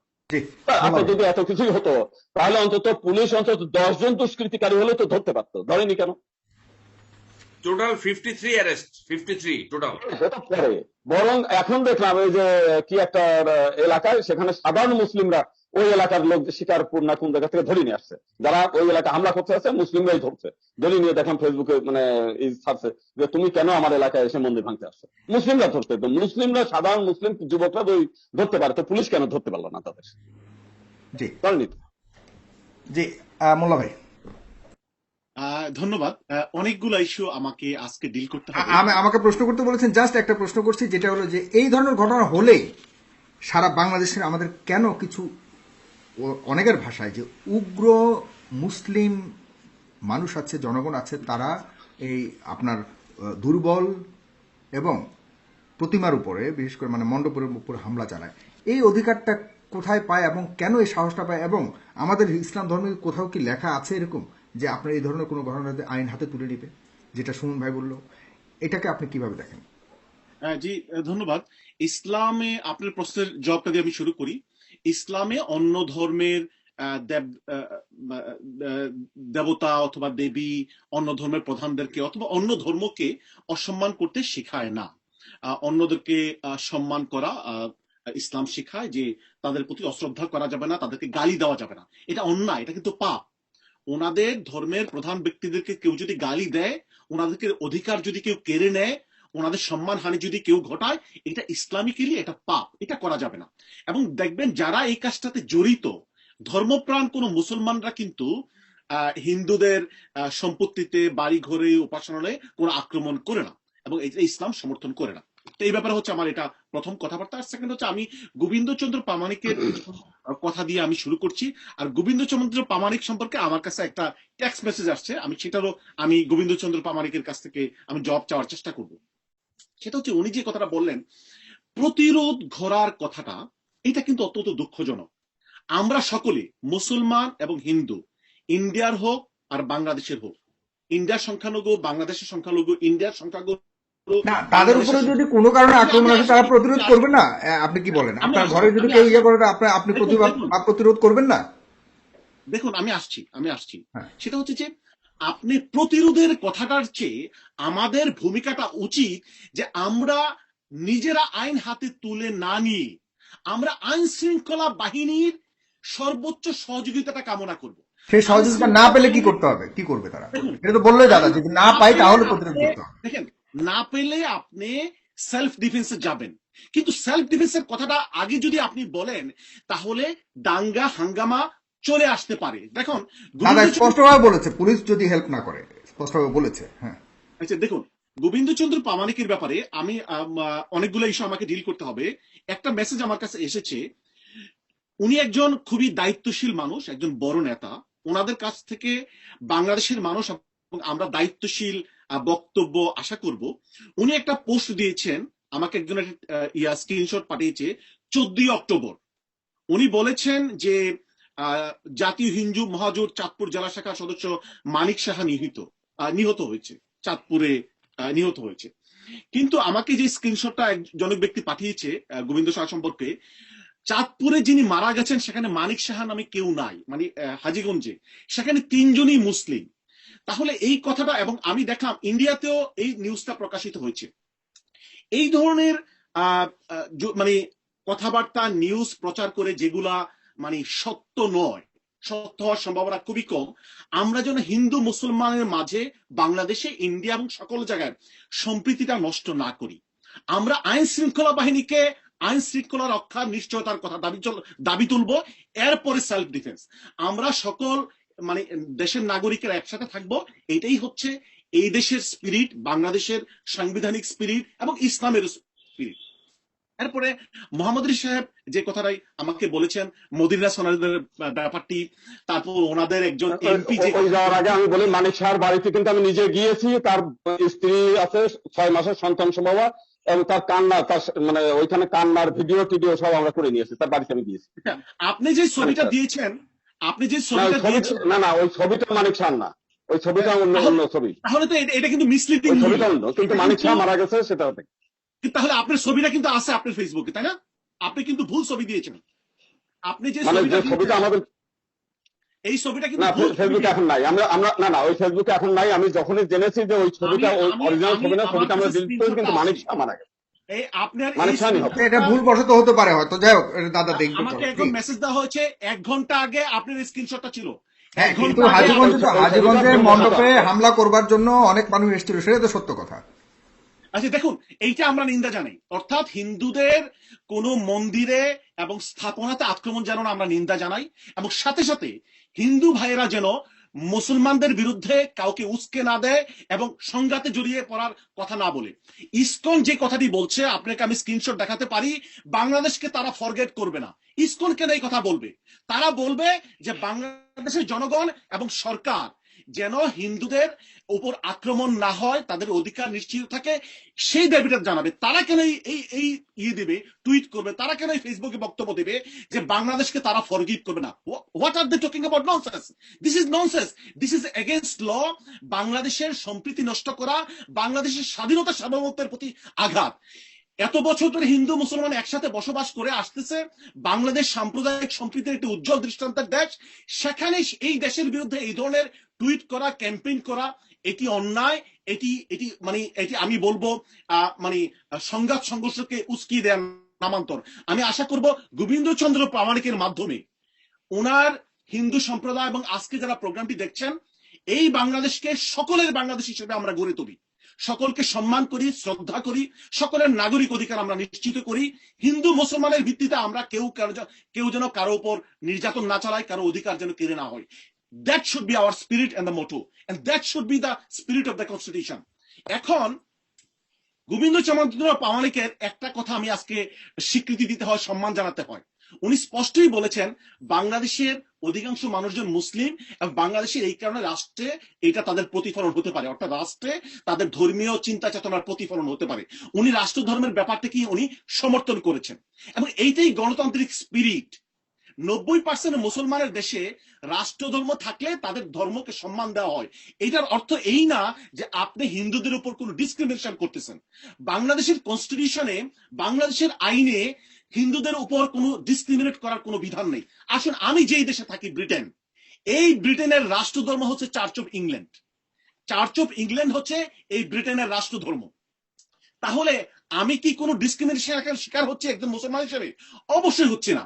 বরং এই দেশের অধিকাংশ জনগণ যেহেতু খ্রিস্টান, তাদের ধর্মটাকে সম্মান জানানোর জন্য এটা রাষ্ট্রধর্ম করা হয়েছে। এটা ইসলামে কোথায় আছে? আমি আসছি মোহাম্মদ আলী সাহেব, আমি আসছি। হ্যাঁ, কিন্তু আমরা তাড়াতাড়ি আসতে হবে, আমার অনুষ্ঠান প্রায় শেষ। ডেমোক্রেটিক্যালি আমরা যদি বাংলাদেশ যদি ডেমোক্রেসিতে বিশ্বাস করে, এবং ওই যে টিপু, ডাক্তার টিপু না কি যেন, ওই যে, সে তো আমার মনে হয় উনি আইন জানেন, ডাক্তার মুরাদ হাসান, যদি উনি জানতেন যে ডেমোক্রেটিক্যালি বাংলাদেশের 90% জনগণ মুসলমান, সুতরাং সেটা থাকতেই পারে। অপরদিকে উনি কথাটা কিন্তু অসাংবিধানিক বলেছেন, আইনের বিপক্ষে কথা বলেছেন, কোর্টের ডিসিশনের প্রতি বিদ্যাঙ্গুলি প্রদর্শন করেছেন। কোর্ট কিন্তু ফাইনালি মামলা হওয়ার পরে, রিট হওয়ার পরে ফাইনালি কোর্ট সিদ্ধান্ত নিয়েছে রাষ্ট্রধর্ম সংবিধানে থাকার পক্ষে, এবং এটা বাংলাদেশের জনগণ মেনে নিয়েছে। আওয়ামী লীগ যদিও রাজনৈতিক কারণে মেনে নিয়েছে যে বাংলাদেশের রাষ্ট্রধর্ম থাকা উচিত, বাট আমি মনে করি যদি আওয়ামী লীগ ডেমোক্রেসিকে সম্মান জানায়, আইনের শাসন, কোর্টকে সম্মান জানায়, রাষ্ট্রধর্মের বিরুদ্ধে ওনারা একটি টু শব্দ যেন উচ্চারণ না করে, সেটা যদি করা হয়, সেটা গণতন্ত্রের বিরুদ্ধে অবস্থান করা হবে, কোর্টের বিরুদ্ধে অবস্থান করা হবে, বাংলাদেশের অধিকাংশ জনগণের বিরুদ্ধে অবস্থান নেওয়া হবে গোবিন্দচন্দ্র প্রামাণিক এর অবস্থানের বিরুদ্ধেও, যিনি আজকে 90% মুসলমানদের শ্রদ্ধার অংশ হিসেবে রাষ্ট্রধর্মকে স্বীকার করে নিয়েছেন। আমি ধন্যবাদ জানাই গোবিন্দচন্দ্র প্রামাণিককে মুসলমানদের এই সেন্টিমেন্টটাকে সম্মান জানানোর জন্য। এরপর আসছি, মোহাম্মদ আলী সাহেব আমাকে কোশ্চেন করেছেন যে রাষ্ট্রধর্ম ইসলাম কোথায় আছে। দেখুন, উনি মদিনা সনদের কথা বলেছেন, আমি ওনাকে বলবো ওনার কাছে আছে মদিনা সনদটি 28 নম্বর প্যারাগ্রাফে যেতে পারেন। মদিনা সনদের 28 নম্বর প্যারাগ্রাফে যেতে পারেন। আমি যদি আরবিকে বলি, আরবিকে বলতে পারি, ইংলিশে বলতে পারি, বাট সকলের সুবিধার জন্য আমি ইংলিশটি পড়ে শোনাবো 28 নম্বর প্যারাগ্রাফটি। আপনি বাংলাতেই বলুন, সবার সুবিধার জন্য সবচেয়ে ভালো হবে, ছোট্ট করে বলুন। যে যদি তোমাদের মাঝে এই মদিনা সনদের ব্যাপারে কোনো বিরোধ উৎপত্তি হয়, ফাইন তানাজাতুম ফারুদ্দুহু ইলাল্লাহি ওয়া মুহাম্মাদুর রাসূলুল্লাহ, এই কোরআনের এই আয়াতটি 28 নম্বর ইয়েতে এই ক্লজে আনা হয়েছে। এটা অর্থ হচ্ছে যে এই যে মদিনা চার্টারে যদি কোনো বিরোধ হয়, তাহলে তোমরা কোরআন এবং মুহাম্মদুর রাসূলুল্লাহ সুন্নাহর মাধ্যমে, অর্থাৎ আল্লাহ এবং রাসূলের মাধ্যমে, মানে কোরআন এবং সুন্নাহর মাধ্যমে তোমরা সমাধান করবে। অর্থাৎ what is the basis of this conflict resolution? That is Quran and Sunnah. What is the basis of the state and the charter? That is the Quran and Sunnah. সুতরাং শেখ হাসিনা যদি মদিনা সনদের প্রতি কমিটেড হয়, major Mohammad Ali সাহেব উনি যদি Medina সনদের প্রতি কমিটেড হয়, আওয়ামী লীগের লোকজন যদি মদিনা সনদের প্রতি কমিটেড হয়, তাহলে সেখানে কোরআন সুন্নাহকে মেনে নিতে হবে। এই কথার অর্থ এই না যে আমরা গোবিন্দচন্দ্র প্রামাণিকদের, হিন্দুদের অধিকারের বিপক্ষে, তারা তাদের ধর্ম পালন করবে, তাদের ব্যাপারে কোনো জোর জবরদস্তি করা হবে না। কিন্তু ইসলাম কোরআন সুন্নাহর ভিত্তিতে রাষ্ট্র চলতে পারে, এটা মদিনা সনদে স্পষ্ট আছে। আর আমি একটি কোরআনের আয়াত বলি মোহাম্মদ আলী সাহেব এবং দর্শক শ্রোতা সকলের জন্য, সেটা হচ্ছে যে মাল্লাম ইয়াহকুম বিমা আনজালাল্লাহু ফাউলাইকা হুমুল কাফিরুন, যারা রাষ্ট্র, সমাজ, কোর্ট ইসলামের বিধানের ভিত্তিতে পরিচালনা করে না, দে আর কাফের, দে আর রিজেক্টিং কোরআন এন্ড আল্লাহ। সুতরাং কোরআন, ধন্যবাদ আপনাকে মোল্লা ভাই। এটার মানে তো রাষ্ট্রধর্ম ইসলাম না। আমি রাষ্ট্রধর্ম ইসলামের প্রয়োজনে আরেকটা আমরা আয়োজন করবো। আজকে আমরা মূল বিষয়ে থাকি। মোল্লা ভাই একটু বিপিনুরের কাছে যাচ্ছি। বিপিনুর যেই অভিযোগটি করেছেন যে গোবিন্দচন্দ্র প্রামাণিক, তিনি বলেছেন যে তাদের যে প্রাপ্যতা আছে সংবিধানের ভিত্তিতে তারা পাচ্ছে না। আসলে তো সত্য, যে হিসেবে যে বাজেট ঘোষণা করেছে সেখান থেকে তাদের প্রাপ্যতা তারা পায়নি। পাশাপাশি আমরা দেখেছি যে আমাদের মুসলিম সমাজের জন্য, বিভিন্ন মসজিদের জন্য 5,000 কোটি টাকা মাদ্রাসার জন্য দেওয়া হয়েছে, কিন্তু তাদের ওই অনুযায়ী মানে আনুপাতিক হারে, তাদের সংখ্যানুসারে সেভাবে তাদেরকে দেওয়া হচ্ছে না। এটা কি বৈষম্য নয়? এই রাষ্ট্রটা, যেটা আমি আমার একটা আলোচনায় বলছিলাম, যে বাংলাদেশ রাষ্ট্রটা কেমন হবে এটা তার জন্ম লগ্নেই মানে হচ্ছে সিদ্ধান্ত হয়ে গেছে। বাংলাদেশ সাম্য, মানবিক মর্যাদা, সামাজিক ন্যায় বিচার ভিত্তিতে একটা বৈষম্যহীন,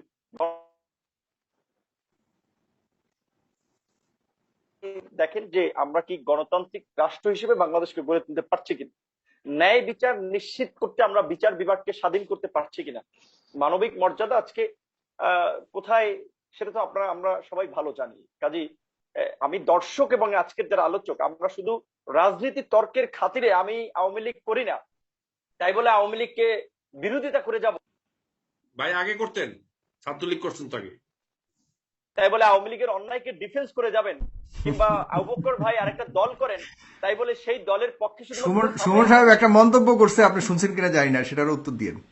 শুনো নাই আমি শুনে মাঝখানে একটা কল ঢুকেছিল, তো আমি একটু, সুমন ভাই কি বলছিলেন?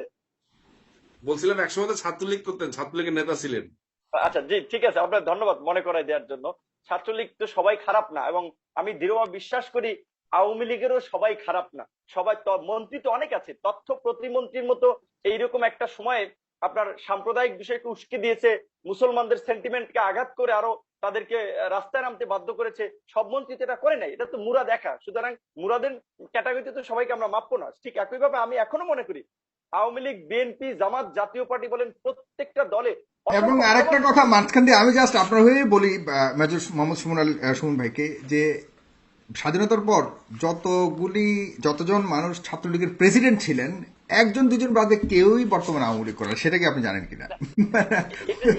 এটা তো শোনেন, এটা হচ্ছে ফজলুর রহমান ভাই গাজীপুরের আপনার সিনিয়র সাবেক ছাত্রলীগের সভাপতি ছিলেন, তিনি একটা কথা বলছিলেন পীর হাবিবুর রহমানের সাথে চ্যানেল ওয়ানের একটা টক শোতে, যে ভালো মানুষ আওয়ামী লীগ করে মরতে পারে না। কথাটা বাস্তব।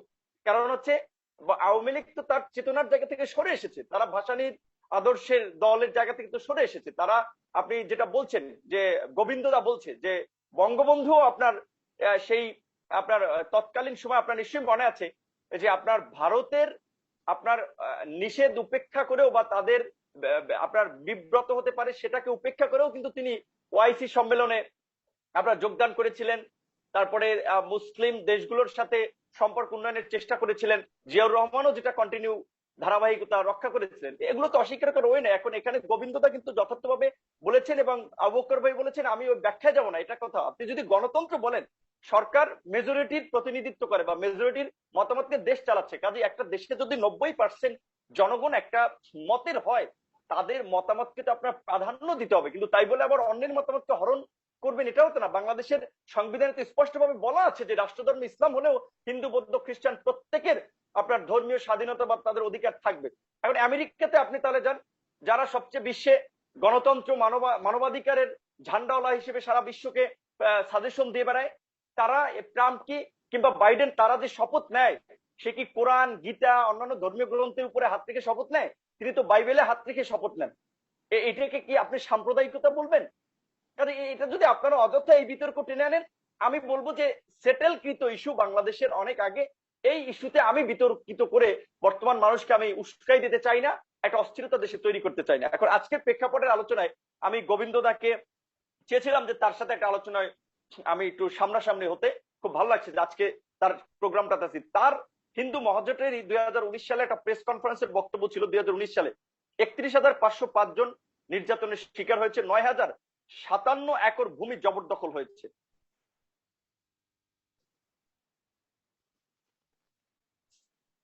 জনকে জোরপূর্বক ধর্মান্তরণ করা হয়েছে, 76 জনকে অপহরণ করা হয়েছে, 88 জনকে হত্যা চেষ্টা করা হয়েছে। উল্লেখযোগ্য হত্যাকাণ্ড ঘটেছিল 108টি। এটা দৈনিক সমকাল থেকে আমি নিয়েছি, অনলাইন থেকে।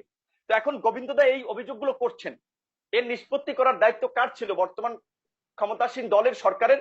যে যারা অপহরণ হয়েছে, গণধর্ষণের শিকার হয়েছে, ভূমি আপনার জবরদখল হয়েছে, নির্যাতনের শিকার হয়েছে, তাদের প্রোটেকশন দেওয়া সরকার কি করেছে? সরকার তো করেনি। কাজে এখন সুমন ভাই যদি বলেন যে ওই 3,000 চাল আর 5 কেজি, সরি 3,000 টাকার 5 কেজি চাল দিয়ে যে হিন্দু ধর্মাবলম্বীদেরকে সে বর্তমান সরকার খুব স্বাধীন করছে, 500 কেজি, আরে ভাই টাকাটা কি আওয়ামী লীগের দলীয় তহবিল থেকে দিচ্ছে?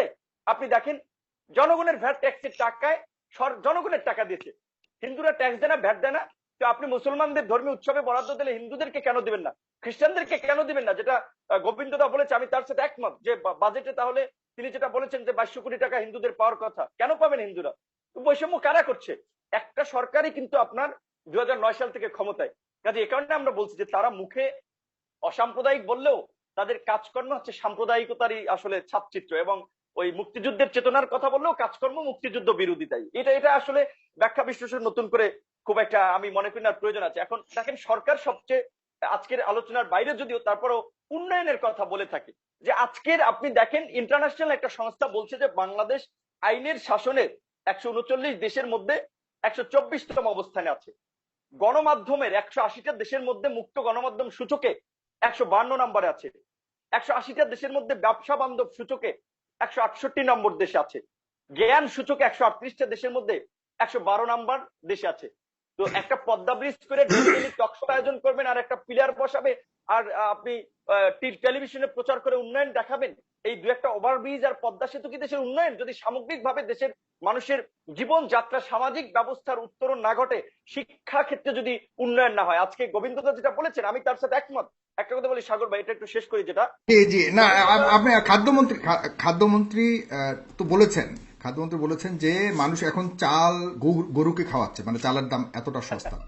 হ্যাঁ, শুনেন, এখন এটা বললে অনেক ক্ষেত্রে রাজনৈতিক শিষ্টাচার বহির্ভূত হয়। কিছু কিছু মন্ত্রী আছেন যারা এমন উদ্ভট কথাবার্তা বলেন, তাদের মন্ত্রী না, রাজনীতি করার যোগ্যতা নাই। যে এই যে আমরা বললাম তথ্য প্রতিমন্ত্রী মুরাদের কথা, আমি সুমন ভাইয়ের কাছে বললাম, সুমন ভাই আপনি একটু বিবেকের সাথে বিচার করবেন যে এইরকম একটা উত্তপ্ত অবস্থায় মুরাদ সাহেবের বক্তব্যটা কি ঠিক আছে? আরো তো উস্কে দিয়েছে তিনি জনগণকে। তো এই ধরনের উদ্ভট কথাবার্তা মন্ত্রীরা কিভাবে বলে? তারপরে আরো এর আগে শুনেছেন না এক মন্ত্রী বলেছে কচুরি পানা খেতে। তো এই ধরনের নানান ধরনের উদ্ভট কথাবার্তা বলে কিছু কিছু মন্ত্রী, কারণ বিনা ভোটে আপনার জনপ্রতিনিধি হয়ে এক একজন অনেকে হিতাহিত জ্ঞান হারিয়ে ফেলছে, বাস্তব কথা, যে কারণে যা ইচ্ছা তাই বলছে। কারণ তার বলছে ভোট ছাড়া খাদ্যমন্ত্রী, সরি আমি ভুল বলেছি, কৃষিমন্ত্রী ডক্টর আব্দুর রাজ্জাক এভাবে বলেছেন কিছুদিন আগে। এবং প্রায় 15,000 মানুষ এই মূর্তি দেখছেন। সবাইকে বলবো আপনারা যদি শেয়ার করেন, খুবই গুরুত্বপূর্ণ তথ্য আছে শুরু থেকে, আপনারা অন্যদেরকে দেখার সুযোগ করে দিবেন। যে বিপিনুরের কথা শুনে আজকে আমি অনুষ্ঠান শেষ করে প্রায় আমি এই যে গোবিন্দদার কথায় আমি আর কি যেখানে রাখতে যাচ্ছিলাম, যে গোবিন্দদা বলেছেন যে এই যে আপনি কিছু কিছু ব্যক্তির নাম উল্লেখ করেছেন যে তারা সরকারের কাছ থেকে ভাতা টাতা ফায়দা ফুয়দা নেন এবং সে কারণে তারা সরকারের পক্ষে সাফাই গান। কিছু এই হিন্দু ধর্মাবলম্বী কিন্তু তাদেরকে যদি হিন্দু নির্যাতনের বিষয়ে কিংবা সরকারের সময় সুবিধা অসুবিধার কথা বলতে টকশোতে নেওয়া হয়, দেখবেন তারা শেখ হাসিনা এবং উন্নয়নের বন্দনা করতে ব্যস্ত। রুট লেভেলের হিন্দুরা, আমি আমার গ্রামের কথা বলি, আপনি খোঁজ দেন গলাচিপার চরবিশ্বাস ইউনিয়ন, কোরবানির ক্ষেত্রেও অনেক ক্ষেত্রে হিন্দুরা আমাদের বাড়ির আশপাশের বাড়িগুলোতে দাওয়াত পেয়ে থাকে। আমি কিছুদিন আগে গেছি, আমাদের এলাকার নাম চরাগোষ্ঠী কবিরাজ বাড়ি, একটা ঐতিহাসিক বাড়ি, মানে ঐতিহ্যগত ভাবে বাড়ি। সে বাড়ির মন্দিরের একটা ভগ্ন অবস্থা। আমার কাছে সেখানে একজন মহিলা মেম্বার লক্ষ্মী রানী নামে যোগাযোগ করেছিল যে আপনি একটু আমাদের এই মন্দিরটার উন্নয়নে হেল্প করেন। আমি বলছি আপা আমি করব। আমরা রাজনীতিবিদ হিসেবে দায়বদ্ধতার জায়গা থেকে, কারণ আমি তো রাজনীতি করি শুধু ইসলামের প্রতিনিধিত্ব না, আমি এদেশের সকল মানুষের প্রতিনিধিত্ব করি, সকল মানুষের অধিকার নিয়ে আমি রাজনীতি করি, কাজে আমার তো সবাইকে দেখতে হবে। এখন সেটা না করে আমরা যদি জনতুষ্টির রাজনীতি করি, যেটা রাষ্ট্রের সর্বোচ্চ জায়গা থেকে দেখি, প্রধানমন্ত্রী কি বলেছেন আপনার মনে নাই যে শোকরানা মাহফিলের আগে 18 সালের আগে যে কোরআন সুন্নাহ বিরোধী কোনো আইন সরকার করবে না। আবার দেখেন আপনার ইসরায়েল কর্তৃক আল-আকসা মসজিদে হামলা হয়েছে, বাংলাদেশ থেকে রাষ্ট্রীয়ভাবে নিন্দা জানিয়েছে, সরকারের ভালো কাজ, ধন্যবাদ জানাই। আপনি গরু মেরে জুতা দান করবেন, আমার দেশের আল-আকসা তো আমার কাছে বাইতুল মোকাররম, যেখানে বাংলাদেশের জাতীয় মসজিদ, পবিত্রতম জায়গা, সেই মসজিদ স্বাধীনতার সুবর্ণ জয়ন্তীতে রক্তাক্ত করা হয়েছে ছাত্রলীগ, যুবলীগ, পুলিশ একত্রে মুসলিমদেরকে। সেখানে আপনি হামলা করলেন, নিরীহ আলেম ওলামাদেরকে, প্রায় 2,500 আলেম ওলামাদেরকে এখনো জেলে পুরে রেখেছেন, জেলখানায় তাদেরকে মুচলেকা চাচ্ছেন তারা যেন সরকার বিরোধী রাজনীতি না করে।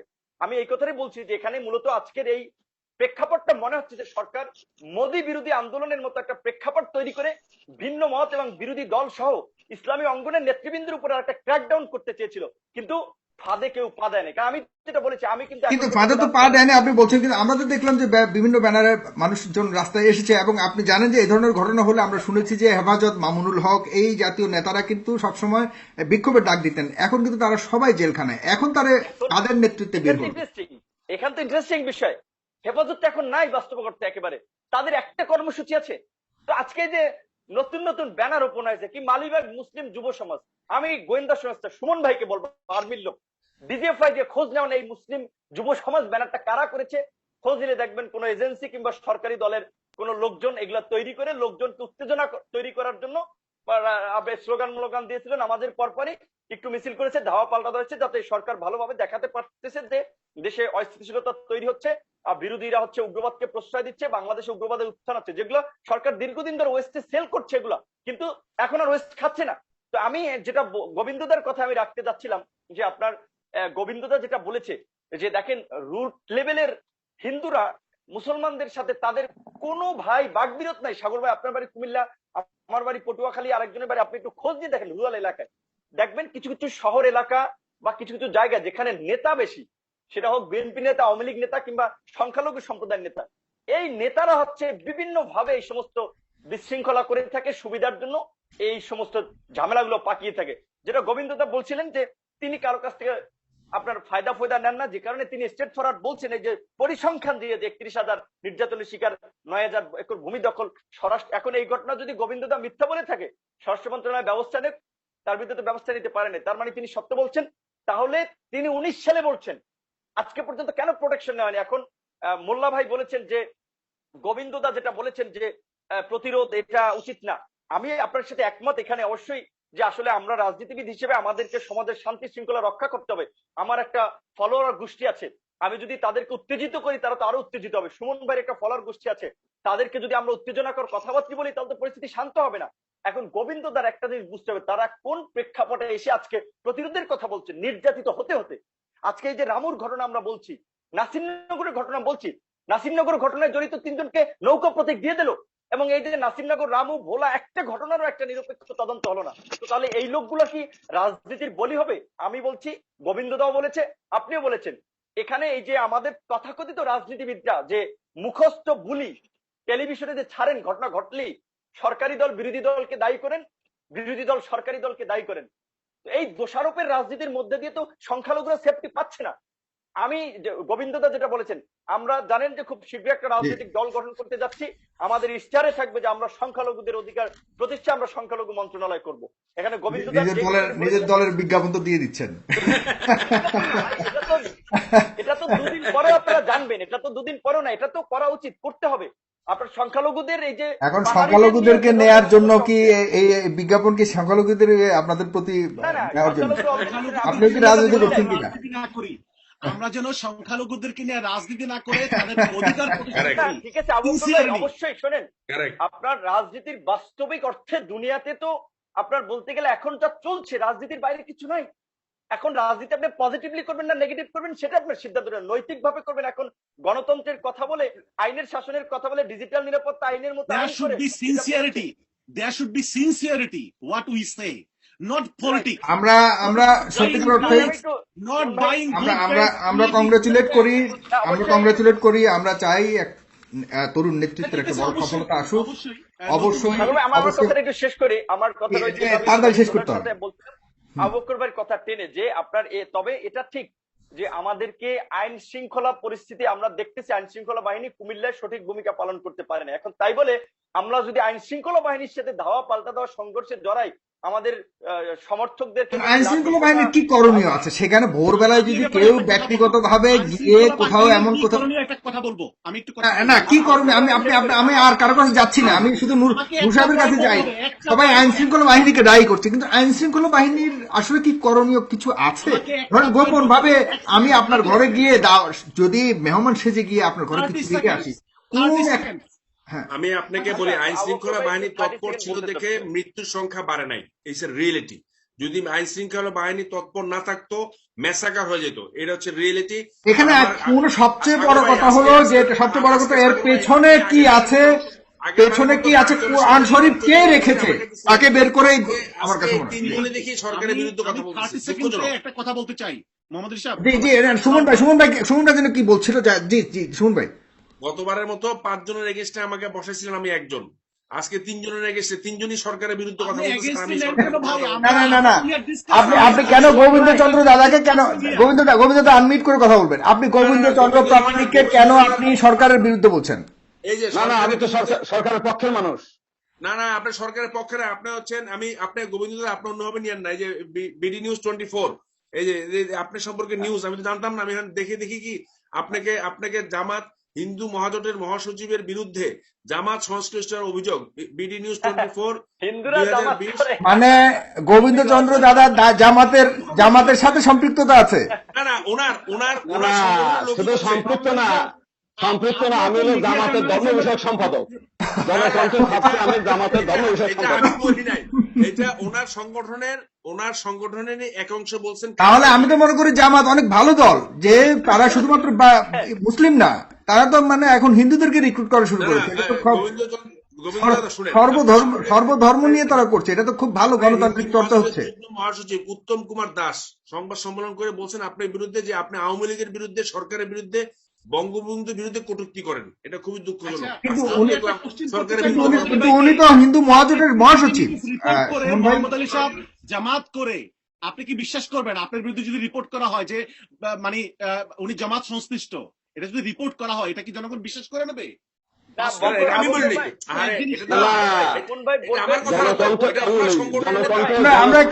আমরা একটু দাদার কথা শুনি এই বিষয়ে। দাদা কি বলে আমি একটা কথা বলি। আচ্ছা রাখেন একটু বলি। মুনতাসির মামুন একটা কলাম লিখেছে, আমি হচ্ছে জামাতের ধর্ম বিষয়ক সম্পাদক। তো জামাতের ধর্ম বিষয়ক সম্পাদক যদি কোনো হিন্দু ব্যক্তি হয়, তাহলে জামাত কোনো ইসলামী দল থাকে? সেটার জন্য আমি অবশ্য 12 কোটি টাকার ক্ষতিপূরণ মামলা করেছি, আমাদের ঢাকার প্রথম যুগ্ম জেলা জজে চলছে। এখন বিষয় হচ্ছে যে যেহেতু আমাদের সমাজের বেশিরভাগ মানুষই সরকার থেকে সুবিধা নিতে চায়, তো তখন এই সত্য কথাগুলো বললে পরে তারা মনে করে যে আওয়ামী লীগের বিরুদ্ধে গেলে হইলো জামাত। আমাদের এস.কে. সিনহা যে প্রধান বিচারপতি, উনি যতদিন পর্যন্ত যুদ্ধ অপরাধীদের বিচার করলো ততদিন ঠিক ছিল।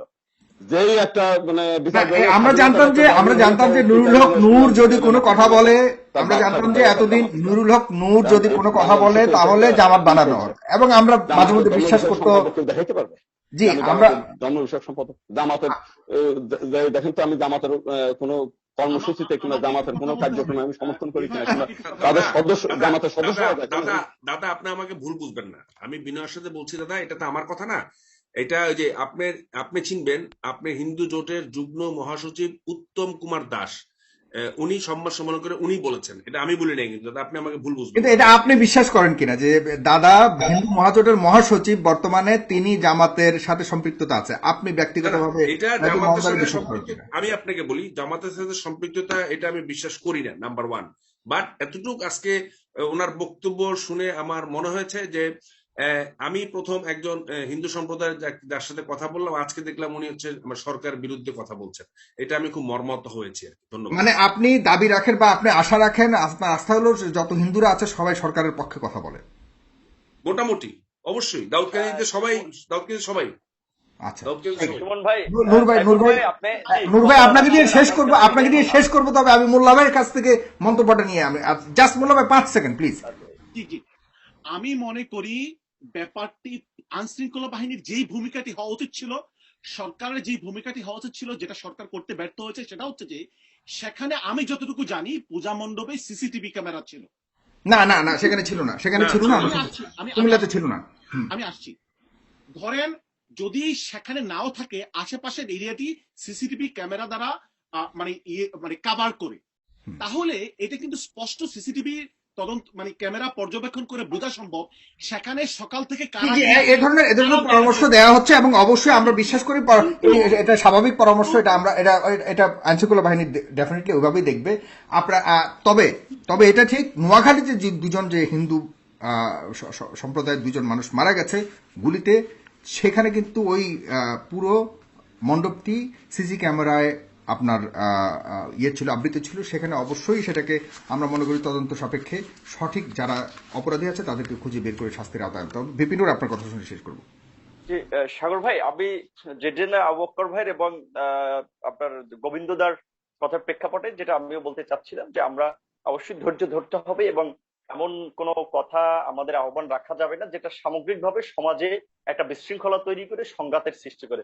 কাজে প্রতিরোধের ডাক দেওয়াটা এটা রাজনৈতিক ভাষা, যদিও সেক্ষেত্রে আমি এটাকে খুব নেগেটিভ ভাবে দেখছি না, তবে তারপরেও এই ধরনের আহ্বান দায়িত্বশীল জায়গা থেকে আমাদের না রাখাটাই ভালো। আর আমি যেটা বলতে চাচ্ছিলাম যে সুমন দার প্রতি, বিনয়ের সাথে সুমন ভাইয়ের প্রতি কথা বলে, যে তার বাবা সুবিদ আলী সাহেব আমি জানি একজন বীর মুক্তিযোদ্ধা। আওয়ামী লীগের লোকজনই কিন্তু আবার সুবিদ আলী ভূঁইয়া সাহেবের বিরুদ্ধে কিন্তু অভিযোগ তুলেছিল যে তিনি বিএনপি জামাতের লোক, কারণ জিয়াউর রহমানের সহযোগী একসাথে কাজ করেছেন তারা আর্মিতে। না, আমি বলছি শোনেন, এখন আমি কিন্তু এটা বিশ্বাস করি না, জিয়াউর রহমানের সহযোগী হলে সেই লোকটা আওয়ামী লীগ করতে পারবে না। উনি তো প্রমাণ দেখিয়েছে, আপনার কাছে প্রমাণ কি? না, আমি বলছি এটা তো আপনি সার্চ দেন, আপনার সমস্ত পোর্টালে নিউজ আছে। এটা আমি তার বাবাকে ছোট, তার বাবা মুক্তিযোদ্ধা হিসেবে আমার সেলুট আজকের প্রোগ্রাম থেকে।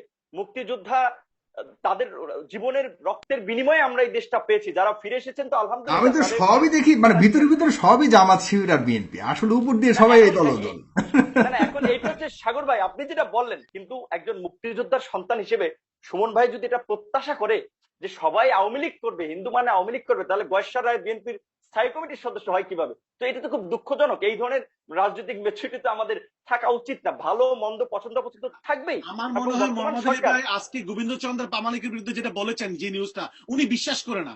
দাদা ক্যামেরাটা অন করবেন, গোবিন্দ দাদা ক্যামেরাটা অন করবেন। জি, আমি যেটা আরেকটা কথা বলবো যে 2009 সাল না লাস্ট আমি একটু বলি। জি দাদা, হ্যাঁ দাদার কথা শুনে নূর ভাই আপনার কাছে। আচ্ছা আমি বলি, আমি যখন বললাম যে 15,056 কোটি টাকা বাজেট, সেখানে মাইনরিটিদের মানে যে অনুপাতে হওয়া উচিত সেইটা উনারা দিতে পেরেছেন কিনা? আমরা যেটা বলছি, আমরা কি মানে বেআইন, মানে যেটা অনৈতিক কথাবার্তা বলেছি, কিন্তু যখনই অনৈতিক কথাবার্তা বলি নাই, যখনই আমরা সঠিক কথাগুলো বলি, তখনই বললে পরে সেটা আওয়ামী লীগের মানে গায়ে লেগে যাবে, এবং সেটা বললে পরে সে জামাত। বললে পরে সে বিএনপি। এটা জানি যে আমি এটা জানি যে অন্যদেরকে বলে, কিন্তু আপনারা হিন্দু, যারা হিন্দু নেতা হিসেবে আপনাদেরকেও বলে, এটা আমার জানা ছিল না। হিন্দু বলতেছে এই লোকগুলো তো আওয়ামী লীগের সঙ্গে সংশ্লিষ্ট। তারা এসে যখন দেখে যে কোনো একটা আওয়ামী লীগের নেতা তাদের ডেকে নিয়ে বলছে যে তুমি সংগঠনটা আমাদের সঙ্গে নিয়ে আসো, এইভাবে গোবিন্দ যেভাবে বলছে তাতে তো আমাদের সরকারের জন্য একটু বিব্রতকর অবস্থা। যখন ওদের 2009 সালের 19 সালের রিপোর্ট আসলো।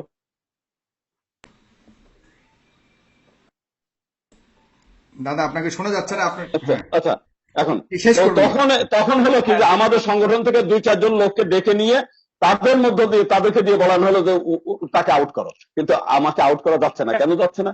বাংলাদেশের একেবারে প্রত্যেকটি জেলায়, থানায়, ইউনিয়নে, কিছু কিছু আছে ইউনিয়ন পর্যন্ত আমার কমিটি আছে। তো যে কারণে ইচ্ছা করলে একটা পত্রিকায় একটা সাংবাদিক সম্মেলন করে বিবৃতি দিলেই মানে আমাকে ওখান থেকে সরাই দিবে, ওই সংগঠনটাকে বিলুপ্ত করে দিবে, সেই সুযোগ আর নাই। তো এইগুলো মাঝে মাঝে বিভ্রান্তিকর তথ্যগুলো আসবে, এইগুলো নিয়ে আমরা কোনো তর্কা করি না। আমাকে জামাত বললেই আমি জামাত হয়ে যাবো না, আমাকে বিএনপি বললেই আমি বিএনপি হয়ে যাবো না। আমি যেটা বলছি সেটা সঠিকভাবে বলেছি কিনা সেটা হলো বিষয়। আসলে আপনি আমি কোনো রাজনৈতিক দলের সঙ্গে যুক্ত না, আমি কোনো রাজনৈতিক দলের সঙ্গে যুক্ত না। জি, থ্যাংক ইউ। ভিপি নূর, আপনাকে দিয়ে খুব ছোট্ট করে যদি বলেন, এরপর আমরা শেষ করবো। সাগর ভাই কথা আমাকে দিয়েও কিন্তু 3বার অন্যরা নেয় আমার কথার আসলে প্রসঙ্গ চলে যাচ্ছে। ইন্টারেস্টিং কমেন্ট আসছে তো, এই কারণে। জি, হ্যাঁ, মানুষও দেখছে, প্রায় 30,000 মানুষ দেখছে, এই কারণে আমি সুযোগটা এবং নিচ্ছি। এটা হচ্ছে একটা বাস্তবতা যে সাগর ভাই, বর্তমান আওয়ামী লীগ হচ্ছে রাজনৈতিক ভাবে তারা এতটা জনবিচ্ছিন্ন হয়ে যাচ্ছে যে তাদের বিরুদ্ধে কেউ কথা বললেই তাদেরকে জামাত শিবির যুদ্ধাপরাধী বানিয়ে দিচ্ছে। এমনকি জিয়াউর রহমানের মতো একজন রণাঙ্গনের মুক্তিযোদ্ধাকে নিয়েও আওয়ামী লীগের মন্ত্রী থেকে শুরু করে বিভিন্ন মহল থেকে যে ধরনের কথাবার্তা বলা হয়েছিল যে তিনি যুদ্ধে যান নাই, তো যুদ্ধে গেছেন, গুলি ছুড়েন নাই, এগুলো খুবই একেবারে অরুচিকর কথাবার্তা যেগুলো আওয়ামী লীগ করছে। তো তারপরে এখন এগুলো নিয়ে তো আসলে বিতর্ক করলে বিতর্ক বাড়বে। তো আমি যেটা বলতে চাই যে একটু বর্তমান ঘটনাগুলো যদি আপনি ভাবেন যে এই ঘটনাটি কারা ঘটিয়েছে, সরকারি দল না বিরোধী দল, বা কেন ঘটতে পারে, যে বর্তমান বাংলাদেশের আলোচিত বিষয় কি, আপনি একটু ব্যাকে যান। আন্তর্জাতিক ভাবে স্বীকৃত রোহিঙ্গা নেতা মহিবুল্লাহ হত্যাকাণ্ড, যে মহিবুল্লাহ রোহিঙ্গাদের নিরাপদ প্রত্যাবাসনের পক্ষে ছিল, কিন্তু ভারত, চীন সহ দুটো দেশ নিরাপদ প্রত্যাবাসনের পক্ষে ছিল না, ওয়েস্টার্ন কমিউনিটি থাকার পক্ষেও সেই রোহিঙ্গা নেতা মহিবুল্লাহকে রোহিঙ্গা ক্যাম্পের মতো সুরক্ষিত এলাকায় 10 থেকে 15 জন বডিগার্ড থাকা সত্ত্বেও হত্যা করা হয়েছে। তারপরে কি হয়েছে, আপনার একজন যুবক পুলিশি হয়রানি নির্যাতনে অতিষ্ঠ হয়ে তার পাঠাওতে আগুন দিয়েছেন। কতটুকু, যেটা তিউনিসিয়াতে এরকম একটা ঘটনাকে কেন্দ্র করে সরকার পরিবর্তন হয়ে গেছে, আরব বসন্ত হয়ে গেছে বুয়াজির ঘটনাকে কেন্দ্র করে। তারপরে আসেন কি ঘটেছে, দ্রব্যমূল্যের ঊর্ধ্বগতি। গত 3 মাসে দ্রব্যমূল্যের দাম 18 থেকে 20% বেড়েছে। মানুষের জনজীবন আজকে অন্য ভিন্ন প্রসঙ্গ নূর ভাই, আমি সেসব প্রসঙ্গে গেলে অনেক লম্বা হয়ে যাচ্ছে। সাগর ভাই না, আমি শেষ করছি সাগর ভাই, আমি বলছি প্রেক্ষাপটটার সাথে একটু মিলান। শেষ প্রশ্নটা হচ্ছে যে প্রেস ক্লাব থেকে একটা সিদ্ধান্ত নেওয়া হয়েছিল বিএনপি একটা সমাবেশকে কেন্দ্র করে। প্রেস ক্লাবের মতো পৃথিবী জুড়ে গণতান্ত্রিক একটা জায়গা, সেখানে রাজনৈতিক সভা সমাবেশ নিষিদ্ধ। এই আলোচনাগুলোর যখন রাজনৈতিক মাঠে আলোচিত হচ্ছে তখন এই ইস্যুটাকে সৃষ্টি করেছে। যারাই সৃষ্টি করুক, সেটা বিএনপি, জামাত, আওয়ামী লীগ, অন্য দল, এটা পরিকল্পিত ভাবে সৃষ্টি করেছে রাজনৈতিক দৃষ্টিকে অন্য খাতে ঘোরানোর জন্য এবং একটা ফায়দা নেওয়ার জন্য। আমি শেষ করবো এই কথাটি বলে যে কাজী নজরুল ইসলাম সেই বলা চলে যে 18-19 সালে তিনি যে কথাটি বলেছিলেন যে দেখেন যে রাসূলের অপমানে যদি কাঁদে না তোর মন, মুসলিম নয় মুনাফিক তুই, এরকম একটা কথা তিনি বলেছেন। কেন বলেছেন? কারণ ওই আমলেও আপনার আল্লাহ, রাসূল, ধর্মগ্রন্থ, নবীকে নিয়ে কটূক্তি করা হতো। আবার তিনি ধর্মীয় সম্প্রীতি রক্ষার জন্য একই কথা আবার দেখেন আরেকটা কবিতায় তিনি বলেছেন, মোরা একই বৃন্তে দুটি কুসুম, হিন্দু মুসলমান, মুসলিম তার নয়নমণি, হিন্দু তাহার প্রাণ। এই কথাটি বলেই আজকে আমার আলোচনা আমি রাখবো যে আমরা একটা অসংখ্য ধন্যবাদ। লাস্ট একটা প্রশ্ন, শুধুমাত্র লাস্ট প্রশ্ন সুমন ভাইয়ের কাছে। একজন দর্শক আমার মাধ্যমে আপনাকে জিজ্ঞাসা করার জন্য বলেছে যে ছাত্রলীগরা যে পূজা মণ্ডপ পাহারা দেওয়ার দায়িত্ব পেয়েছিল, সেটা কি প্রথম দিন থেকে, শুরু থেকেই? না, ঘটনা ঘটার পর থেকে, কুমিল্লা ঘটনার পর থেকেই। ও না, আমার দাউদকান্দিতে কারণে জিজ্ঞাসা করেছে তাহলে সেখানে এই ঘটনা ঘটলো কিভাবে? আমি বলি, কুমিল্লা যখন সকালবেলা ঘটনা ঘটার সাথে সাথে আমার দায়িত্ব, আমার উপজেলা যেন কোনো দুর্ঘটনা না ঘটে, এই জন্য আমায়, আপনার উপজেলায় কখনো ঘটেনি এই ধরনের ঘটনা, ঘটবেও না আশা করি, কারণ আপনার মতো একজন জনপ্রতিনিধি সেখানে থাকলে আমাদের বিশ্বাস।